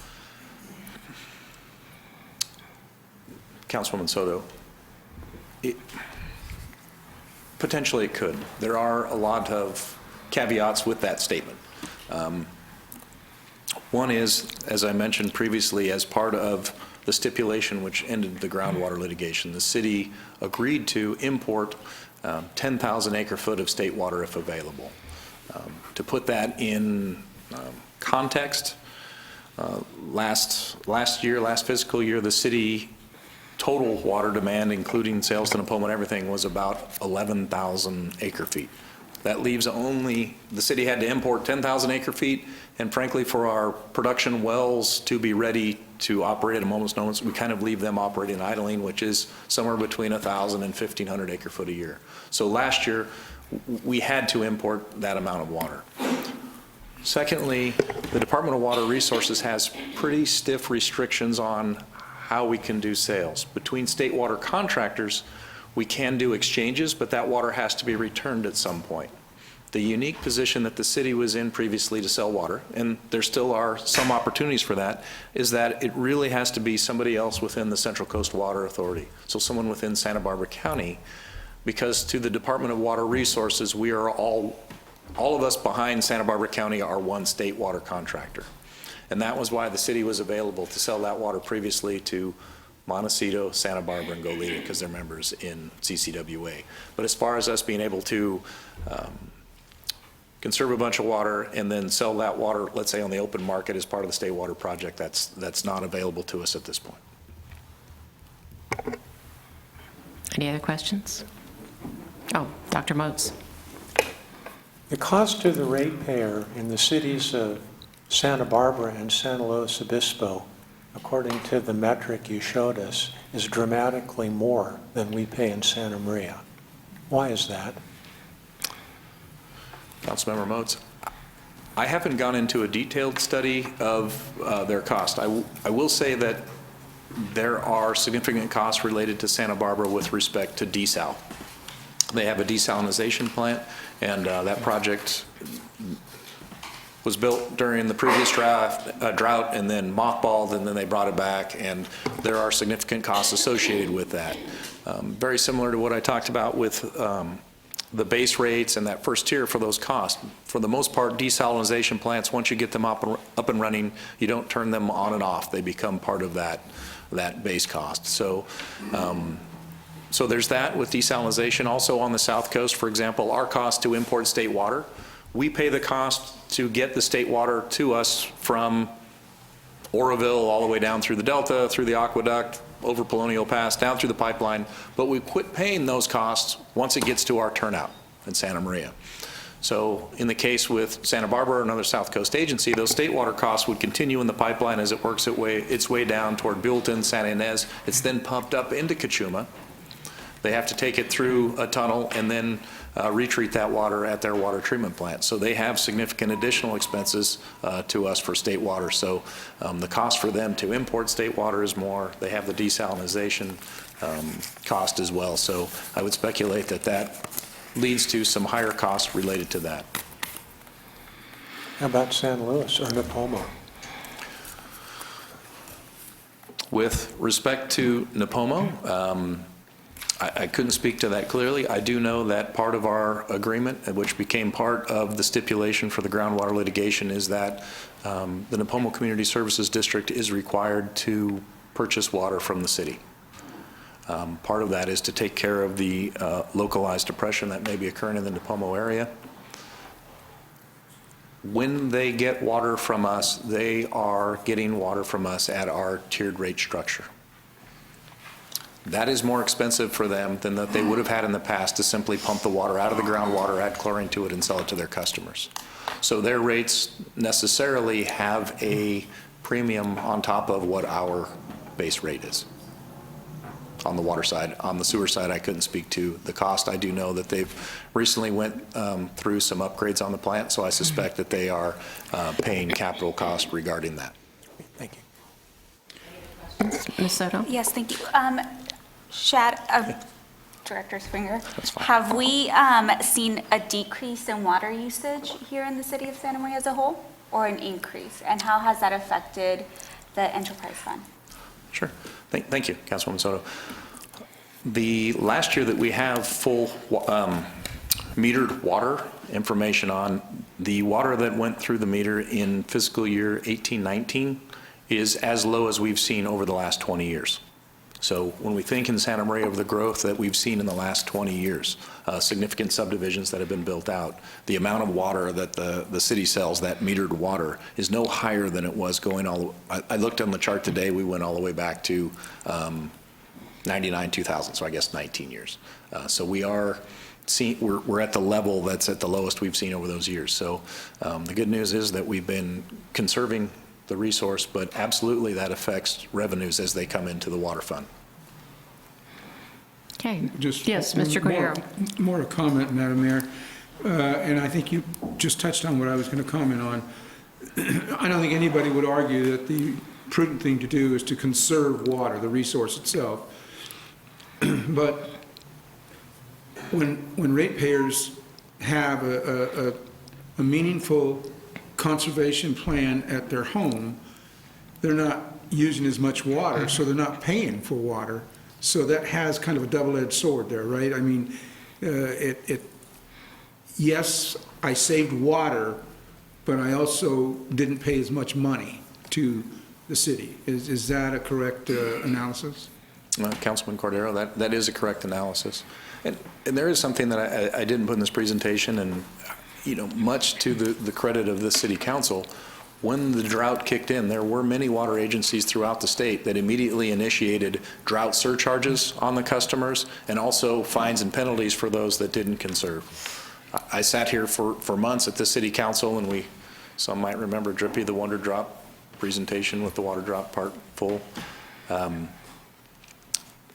The residents and businesses of Santa Maria and the city itself through Recreation and Parks really conserved water and did a good job in meeting the goals as required by the state.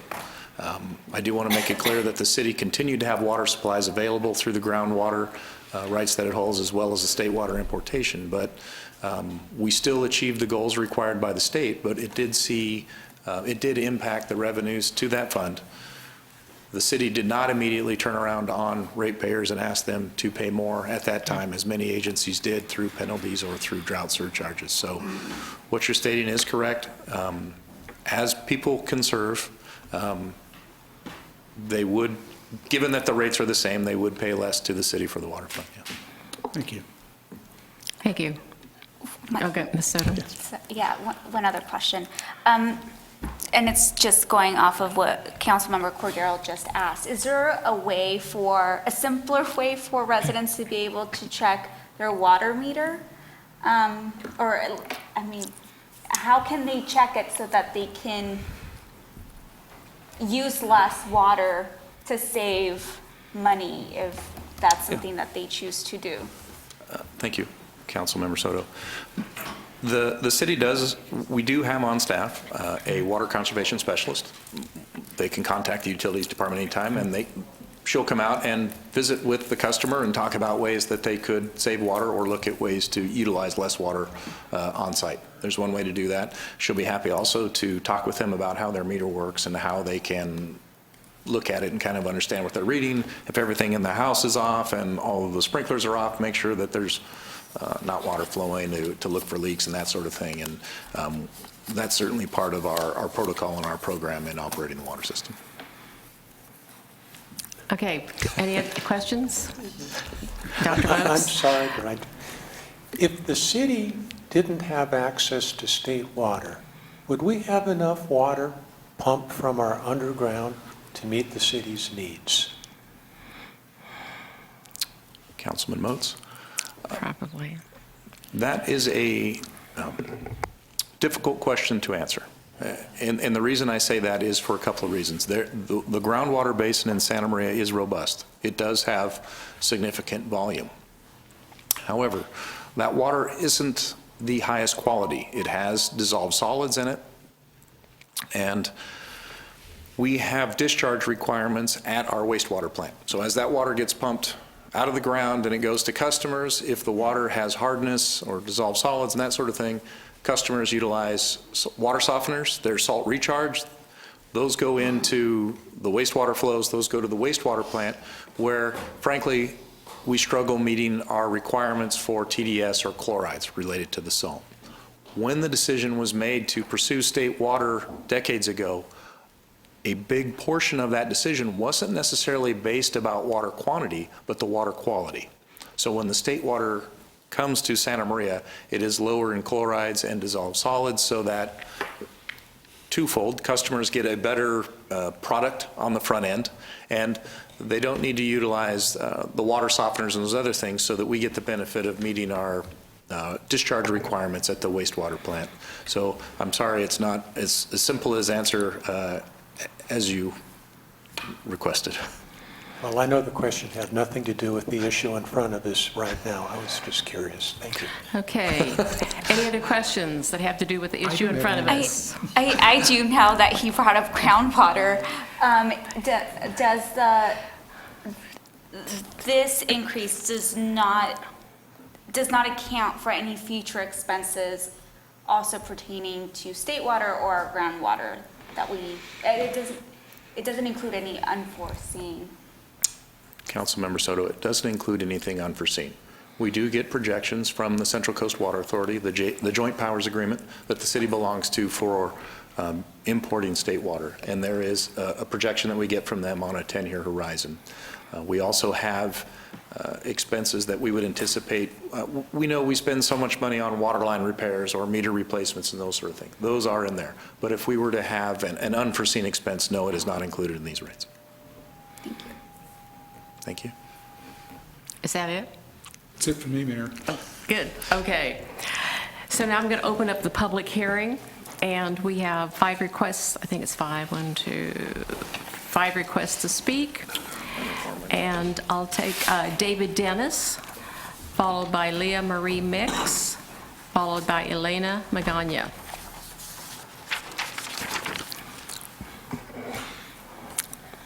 Good evening, Mr. Dennis. Good evening, Madam Mayor. Thank you. Good evening, council and city staff. I'd like to thank Mr. Springer for the presentation yesterday on the water system and the complexity and how we get our water here in Santa Maria. It informed me quite a bit about what we're up against, I guess. I also have a little personal knowledge about water issues. I lived in Flint, Michigan until 1988, and Flint, many of you are familiar with the water issues they've had recently because of inability to maintain their infrastructure. But it also was the home of General Motors, and the city grew rapidly through the 1930s, 40s, 50s, and 60s. Lots of sprawl, lots of additional infrastructure. And as that happened and people moved to the outer edge of the city, there was less willingness to pay the taxes, to pay the fees, to maintain the infrastructure that existed. And it was quite large. Flint was within the city limits, over 250,000 people, and the shopping area, as they call it, was well over 500,000. It's now 100,000 people. And so their ability to pay the fees and the taxes to maintain roads, to maintain parks, to maintain all of city services have been degraded considerably. And many of us have heard about what happened to their water system, where they had to look to other sources to buy water, switching back and forth from one source to another, damaged their pipe systems and allowed lead into the water. And so while you may save some money on the short term by finding cheaper ways out, the impacts on the communities that were the most vulnerable were huge by not not maintaining that system. One caveat I'd like to have, when I saw the long list of infrastructure, how many fire hydrants and manhole covers and miles of pipes we have, this kind of question should be considered every time we consider growth in this city. That every mile of pipe that we put in, every mile of electrical line needs to be maintained for decades and at considerable cost. So if we can grow in smarter ways over the long run, the city may be better off because we don't have to increase our infrastructure as much. We can just maintain the existing infrastructure. I would also like to say that I do support this fee increase because of my experience and what I've seen in communities that I'm from and the tragic impacts of not maintaining infrastructure. But I hope the city can find some way to assist low-income residents. I know the state has a low-income rate assistance program that other water districts use, and hopefully we can find something like that available to us. Thank you very much. Thank you, Mr. Dennis. Leah Marie Mix, followed by Elena Magana. Hello, Leah Marie, I'm back. Let's see, address the mayor, the city council, and everyone else, okay? I don't have a solution tonight. I have questions for Mr. Springer. First of all, what's a unit? Are they gallons, and how many gallons in a unit? I got a flyer, but I don't know what a unit is. Doesn't mean a thing to me, absolutely nothing. Number two, I did speak with Mary Harvey earlier today and found out we will be getting e-bills pretty soon, so we can save money with the city with paper, printing, and postage. So this is good news. And she said there should be a 31-day billing cycle. So I must have a problem on my bill, because about every 4 months it jumps up really high. And I'll go up to 6 weeks in a billing cycle. So she and I will discuss that later. Now, Mr. Springer, if you would pull up Table 3 on the sewer rates and bring back to mind tonight, we had people here in mobile homes like me, and our rent's going up ridiculously, but our Social Security sometimes goes up a whole $1 a month increase. Now, if you look at Table 3 on the sewer rates, you will see that the mobile homes are going up 50%. Why? Why are the people who don't have the money getting charged more than anyone else for sewer usage, when most of the people living in those mobile homes and senior communities are single, like me? My kitty cat uses a potty box. She doesn't use the toilet. I work part-time, looking for full-time. I don't even use those facilities at home that much. I wash clothes once a week, one load. So why? Why is the sewer increased 50% from $14.51 to $21.03 when all the others, the one above, the one below, all of that, the apartments, they didn't go up 50%. What's going on? Why are mobile home people getting hit hard all over? I would like to see this reduced. It's not fair to people who don't have the money. And I'm a 72-year-old woman who's now looking for full-time work because I cannot even afford dental work, thank you, Medicare. So there are people in my park who cannot work. They are stuck with whatever they get from Social Security. And I would like you to think about that and look at that charge again. I was shocked when I looked at it. It's going from $14.51 to $21.03. That's an extra $7. That's 50% of 14. Thank you. Thank you very much. Elena Magana, followed by Ernest Armenta, followed by Bernard Baycroft.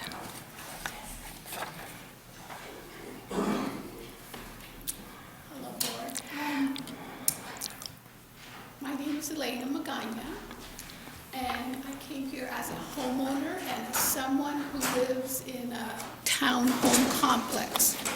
not only will my individual house get a rate increase, but then the association will get its rate increase. So that could also increase the dues. So we will be hit twice. Thank you very much. Thank you, Jackie. Thank you, Jackie. Months ago, when I went to pay my water bill, I asked, how many disconnect notices does your department get per month or for the year? Of course, they didn't know that. I asked, what's the average water rate for residential household? They didn't know that either. It wasn't until today when I followed up again on those questions, because I was going to come to the meeting, that they told me that was a separate department that might have the answers. Anyway, as the people that came before you earlier in those mobile homes, and as the lady that spoke before me, there are people in this community who are very low income. And there are people in this community who are on fixed incomes. For years, when I've gone to pay my water bill, I've said, what do you do when someone really can't afford to pay the water bills? An example would be the farm workers who don't have work during the winter months and don't start until late spring, and it finishes by late summer. What does the city do to accommodate extenuating circumstances? And the only feedback I've ever gotten was, go to your local church. There is no any assistance such as PG&E or the gas company where they help low-income people, or the phone. Today was the first time I found out that maybe there's a possibility that the city can help those in extenuating circumstances with a general fund, should it want to address that concern in the community. I oppose this rate increase. I think it'll affect a lot of people negatively, and I don't really think the Hispanic community out there knew that if they submitted a letter of protest opposing these rate increases, that they would have a voice in stopping these increases. I think more outreach could have been done for that community. Thank you very much. Thank you, Mrs. Magana. Ernest Armenta. Ernest Steven Armenta, City of Santa Maria. For everybody listening, if you have a chronic illness, your primary care provider has a form which he fills out and says that water is vital to you. If you have a chronic illness, you submit that to the city, and by state law, the city cannot turn off your water. They have to work with you to pay a certain amount. I figure that Dr. Moats would have known this, but he does not know this. So ladies and gentlemen, you go to your primary care provider, and if you have a chronic illness and that provider, all he has to do is fill it out, you bring it to the city, Mr. Springer, and by state law, he cannot shut off your water. They have to work out a method where you pay a certain partial payment. Second is that how many yes votes? I'll go to Mrs. Soto, Councilman Soto. How many yes votes are needed for this water increase to be passed? And then how many no votes are needed? And if after that number, can the people who didn't vote can vote verbally? I think maybe that's what our city attorney might have to answer this. Since Mr. Springer said that NAPOMO was a customer, does NAPOMO ratepayers or NAPOMO service district get to vote? And were they notified and allowed to vote? Next, how many unmetered wells in the city of Santa Maria are not charged? That means well water. That means west of Blosser, we have Egg. All out there, they have private wells. It's their wells, but it's in the city of Santa Maria. So the question Mr. Springer needs to answer is, how many unmetered wells do we have in the city? Next is For the ladies and gentlemen, at least for Mr. Springer's mentioned, for the last 3 years, Mike Cordero, Michael Moats, Alice Patino, Etta Waterfield, and Ms. Soto knew that this was coming up. They knew we had a problem making ends meet. See, ladies and gentlemen, these are the people right here that are supposed to run this multi-million-dollar corporation. At every juncture, ladies and gentlemen, we're in a financial crisis. It's simple. That's why I say I have no ill will or animosity, but a serious fundamental changes need to come with this current city council. I'm sorry, I include you too, Ms. Soto. You're new on this board, but there's no way you can say that it's the other council members or the past council members. Every one of you knew. Mr. Springer had advised you. Mr. Stilwell has told you. Everybody has came and told you, hey, that you're in a financial crisis. And what changes have you made? Have you did anything? Ms. Patino, time is over, but it's time to step down. We need a new mayor desperately. Thank you, Mr. Armenta. Bernard Baycroft.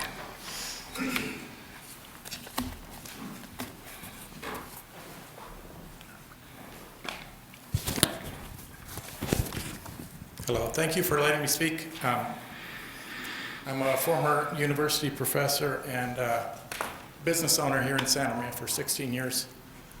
Not an expert in water, but I do know how to do my research. And I've read a considerable amount about how different places bill for water, different countries bill for water, different areas of the world bill for water.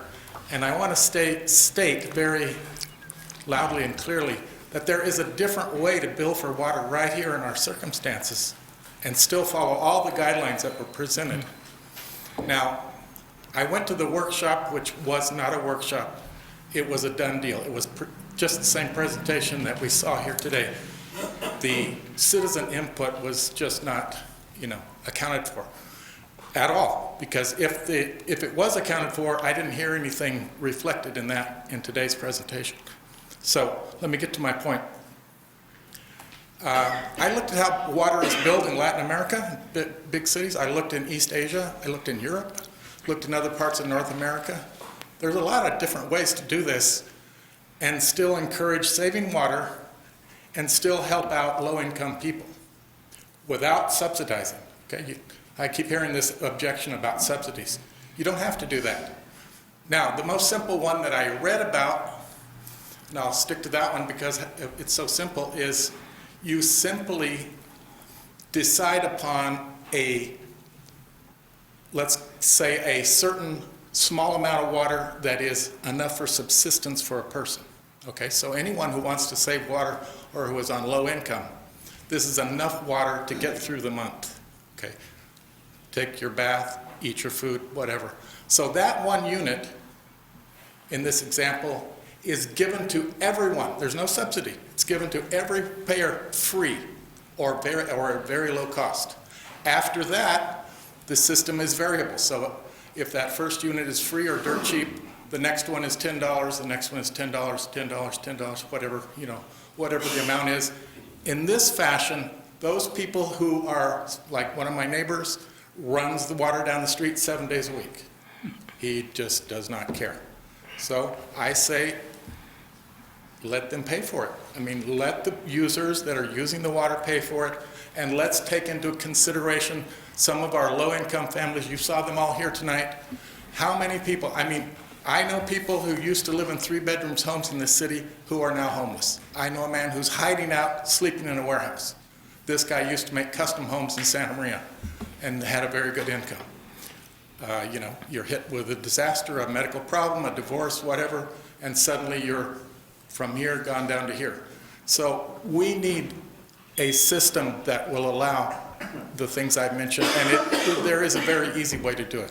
Thank you very much. Thank you very much. So, Mr. Springer, did you want to make any comments at this time?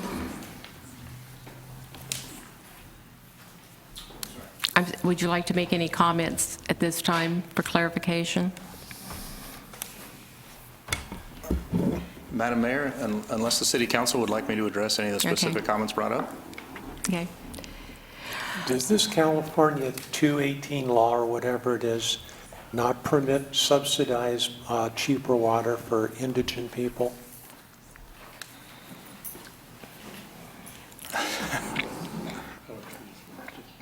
Push them. There you go. Madam Mayor, council members, appreciate the opportunity to be here. Sean Korn with HDR. Proposition 218 requires that the city shows the cost for the water. So we cannot subsidize one customer or one customer class over the other. We have to be able to show what the cost of that water is. So when we look at the tiers, as an example, we have to be able to support why it costs X amount for each tier so that we don't subsidize between customers. Would you agree that's heartless? I don't make That's the the state. Tell Sacramento. Yeah, You tell can write to Sacramento. Sacramento on that one. Any I do questions? have a question for you, sir. A lady did bring up the mobile home rate, and how did that work out? I mean, how did you come up with that figure? Yeah, absolutely, and I don't know the past rationale or approach for establishing the mobile home sewer rate.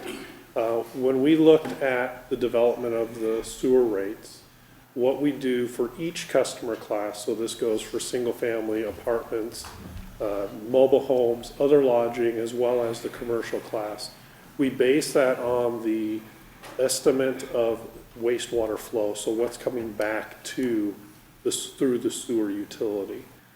For each of the residential customer classes, it's based on the average winter water use of that customer. So theoretically, what's used in the home in the winter is what comes down the pipe, and there's adjustments to that factor. So what I believe has happened with the mobile home is that that rate was lower for whatever reason, but based on the actual Santa Maria mobile home customer consumption, that pushed that rate up based on how those customers utilize this. I'll be darned. I would have thought it would have been lower in the mobile home parks. It is lower, sorry, may I respond? Yeah, go ahead.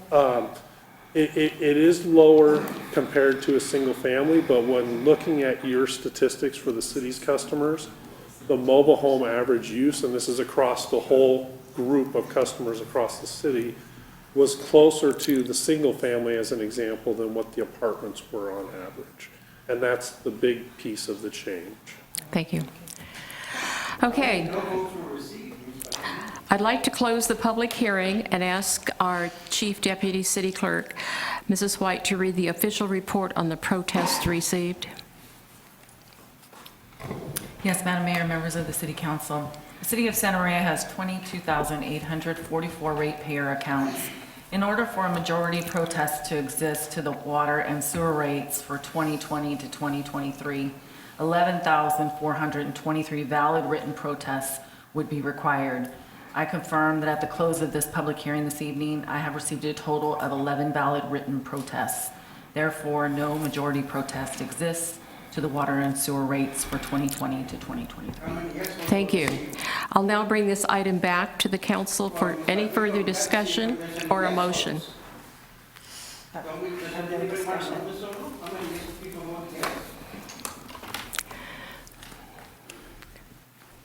Okay, discussion or a motion? I have no further discussion, Madam Mayor. Okay. My Ms. Soto? only, I guess I just want to voice a concern to you all. I'm concerned about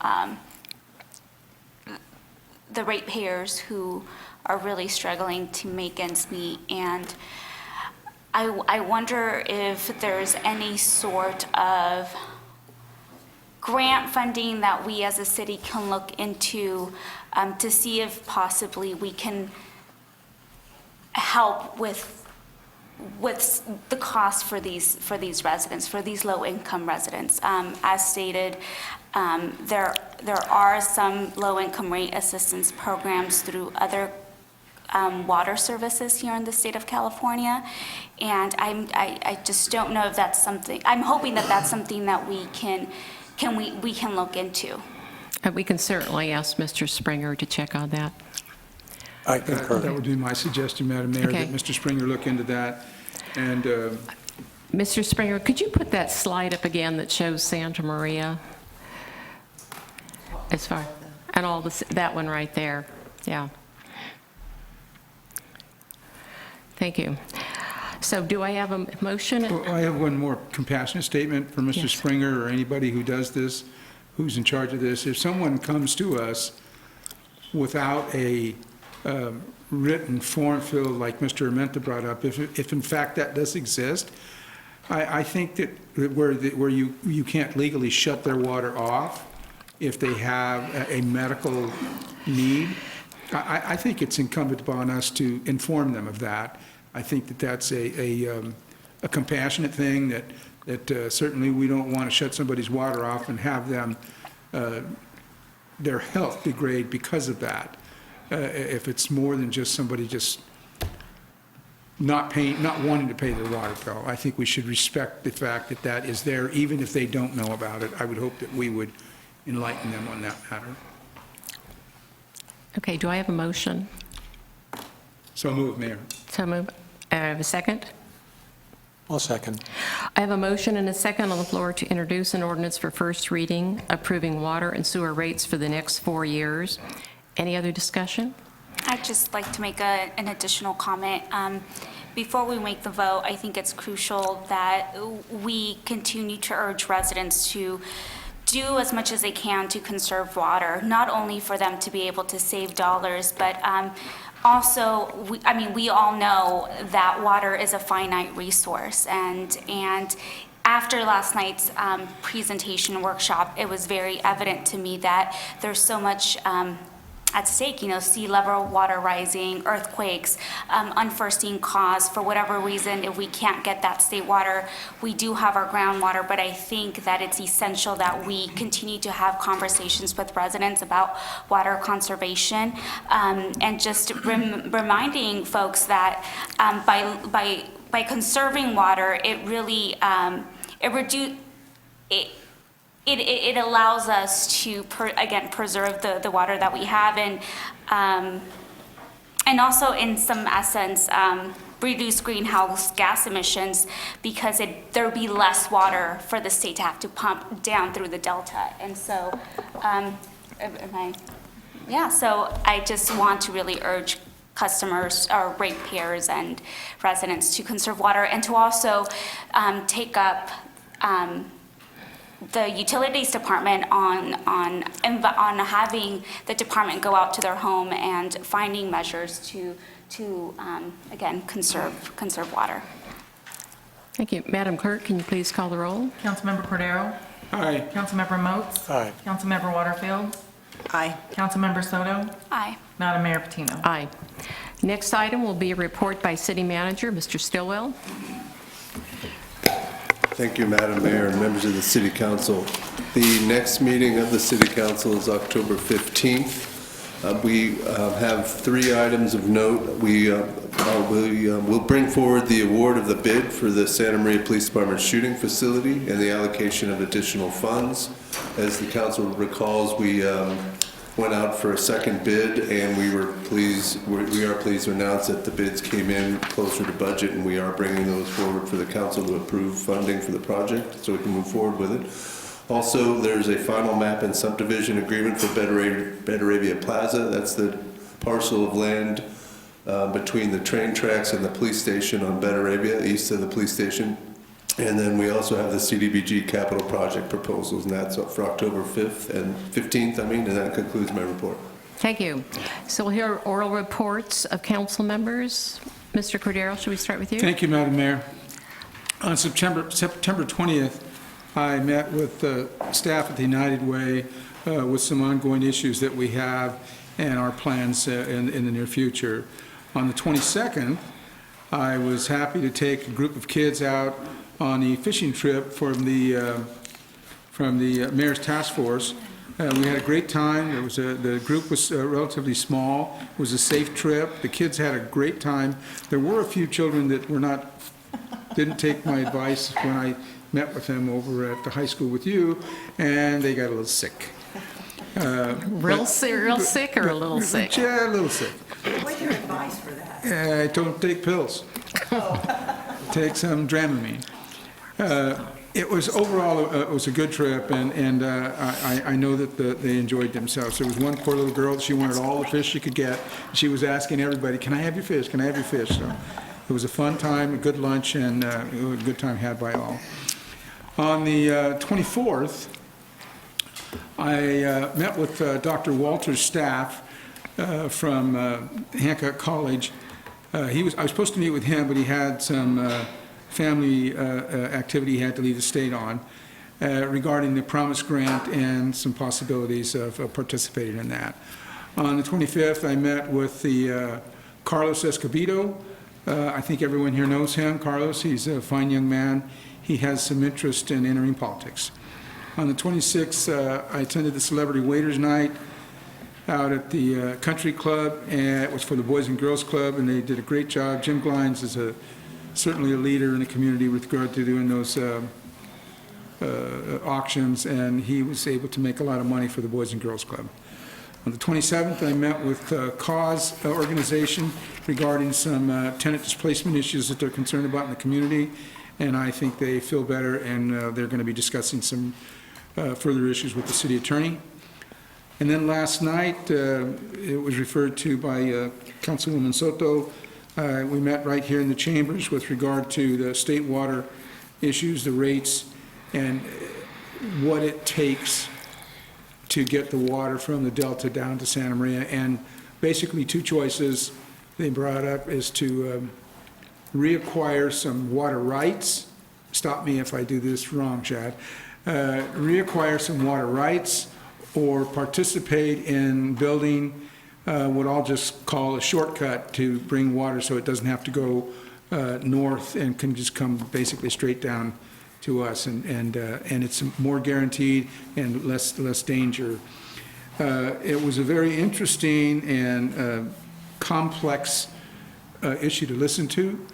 I think they could probably make at least a 1 or 2 semester class out of that and teach it at the university.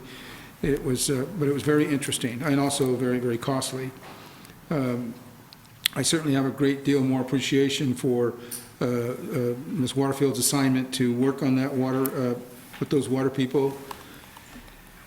And then the last 2 comments I have are regarding the 2 projects that were recently completed. I don't know what we had to do with those projects, but the one at Betaravia and 101 southbound, and the one under the 101 freeway. The one under the 101 is pretty much cosmetic, but the one out at the off-ramp at Betaravia and 101, I use that off-ramp regularly, and I have not seen the traffic back up, but I did have some comments from the public that said that as you're going up that off-ramp, on the right-hand side, there's kind of a bump, if you will, that kind of comes out from the west side a little bit into the lane or into the off-ramp, and why more of that could not have been removed to give vision and perhaps even extend that right-hand lane a little bit more to accommodate even more vehicles. But other than that, I think both projects are a great improvement, and I think whatever we had to do with that effort. And I guess my last comment is to thank Mr. Springer for his presentations tonight. I thought they were very informative and easy to understand. Thank you very much. A great job. That's all I have there. Thank you. Dr. Moats. Thank you, Madam Mayor. On September 18th, I did the Ben Hayes Show after the previous City Council meeting. Also on the 18th, along with Councilperson Soto, we're on the Airport Liaison Committee. We met with the airport directors, and we found out that it looks unlikely that we're going to get an American Airlines flight from Santa Maria Airport to Phoenix. There's some possibility we may get an airport service to Denver on United Airlines, except that it gets really cold in Denver in the winter, so I'd rather be And you won't going have to parachute out. They'll actually stop. Okay, and on the 26th, I, along with, in fact, all of us really, we went to the Boys and Girls Club Celebrity Waiters Night and had a good time. And that's all. I spent a lot of money. I spent a lot of money. Thank you. You did too. Ms. Waterfield? Yes. On Tuesday, September 17th, I attended the SATC Drug Court at the Veterans Memorial Center. On Thursday, September 19th, I tried to attend the Coast Hills Mixer, but I wasn't informed of the changed location, so I did not make that, but I did attend CareNet Pregnancy Center fundraiser, which was an excellent fundraiser. Had a wonderful speaker by the name of Rebecca that talked about the importance of babies in the wombs and allowing them to come to their fulfillment of birth. On Saturday, September the 21st, I attended Alan Hancock's 5th anniversary winery event over at the Presqu'île. I was one of the persons that had the opportunity to serve wine, and that was a really nice event over there. On Tuesday, September 24th, I attended an airport meeting with airport officials, and we talked about a new development that they would like to acquire over there. I also met with Dan Blau on the same day, talking about another development. On Thursday, September 26th, I attended the CCWA Board of Directors meeting, which is the Central Coast Water Authority, which we had heard last night in regards to what was going on.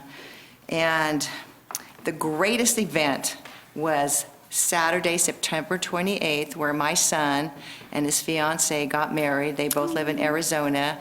Beautiful wedding on the beach of Avila, and the reception was at our home, and it was just gorgeous. And I got to tell you, this was a daughter-in-law I always prayed for, and God just came through with flying colors. So I just want to say congratulations to you two.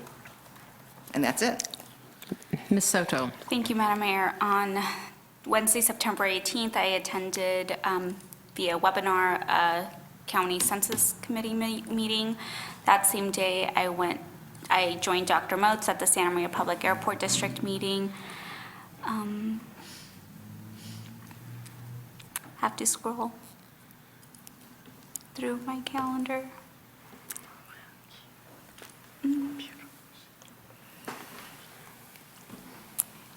Oh, on Thursday, September 26th, I attended the Boys and Girls Club fundraiser along with... Celebrity Waiters Night. Yes, Celebrity Waiters. That was so much fun. I, too, fitted. And then on Friday, September 27th, I attended the League of Cities Channel County Division Fall Dinner. We, Santa Maria, didn't get booed. Yay. Yeah, it was a good meeting. And yesterday, I attended the Public Works workshop on state water rates and supplies, and that same day, my third nephew was born, Daniel Soto, 7 pounds, 8 ounces, 20 inches. Wow, baby. Congratulations. Thank you. So September 18th, I spoke to a leadership class of students at Allen Hancock College. On the 19th of September, I attended SBCAG Board of Directors meeting, and that evening I attended a CareNet Pregnancy Center fundraiser at the First Christian Church. On the 20th, I did a video visiting certain new construction around Santa Maria, and constructions that are like behind homes or tucked away places that we don't even see, that we know that's going on, individual units. On the 23rd of September, along with our city attorney, I drove him around town, and we discussed code compliance. On the 25th, I attended the Marion Foundation Board of Directors. On the evening of the 26th, I did the Celebrity Waiters Night Boys and Girls Club at the Santa Maria Country Club. On the 30th, last night, the public workshop about state water rates and the supplies. And, on the 29th, we had a birthday party for my mother because she turned 100 years old. Wow, congratulations. So, happy All right, birthday, so- Mom. Madam Mayor, I apologize for not asking this earlier. May I close the meeting in honor of a Santa Maria City affiliate? Yes. And This Oh, I morning. thought you were done, I'm sorry. No, no. Apologize for interrupting, This too. morning, I did the Ben Hayes Show, and at noon, I attended the opening day with Minerva at the Radisson Hotel, and that is it. Go ahead, Mr. I should have Cordero. known that you weren't done. Madam Mayor, thank you very much. I'd like to close this meeting in honor of a Santa Maria Police volunteer, Carl Holmquist. Carl was a volunteer for the police department for over 20 years. In my time there, we worked together very closely. He was retired, I think he was a lieutenant colonel with the Air Force. And Carl handled all of our abandoned vehicle or tow vehicle hearings. And it's important to understand that when I was there and in charge of a lot of the volunteers, they have a way of contributing to the budget on the positive side. I don't remember the exact figures, but all of the volunteers at the police department worked its way up into the hundreds of thousands of dollars that we didn't pay them, that we would have otherwise had to pay to personnel, and the hearing officer would have probably been a motor officer or something like that that would have taken them off the street. So there's a lot of positive benefits, and Carl was a great, great, great guy. He would come to me once in a while to ask about overturning one of the officer's decisions, and his justification never, ever caused me to overturn one of his decisions, which was to overturn the towed vehicle and let the person go without a fine or anything like that. So I really think we've lost a good one here. Thank you very much, Mayor. Thank you. Was he that tall, thin No, man? no, he wasn't real tall. No, he was about 80 years old, slightly built man, but just a great guy. Thank you, ladies and gentlemen. The meeting is adjourned.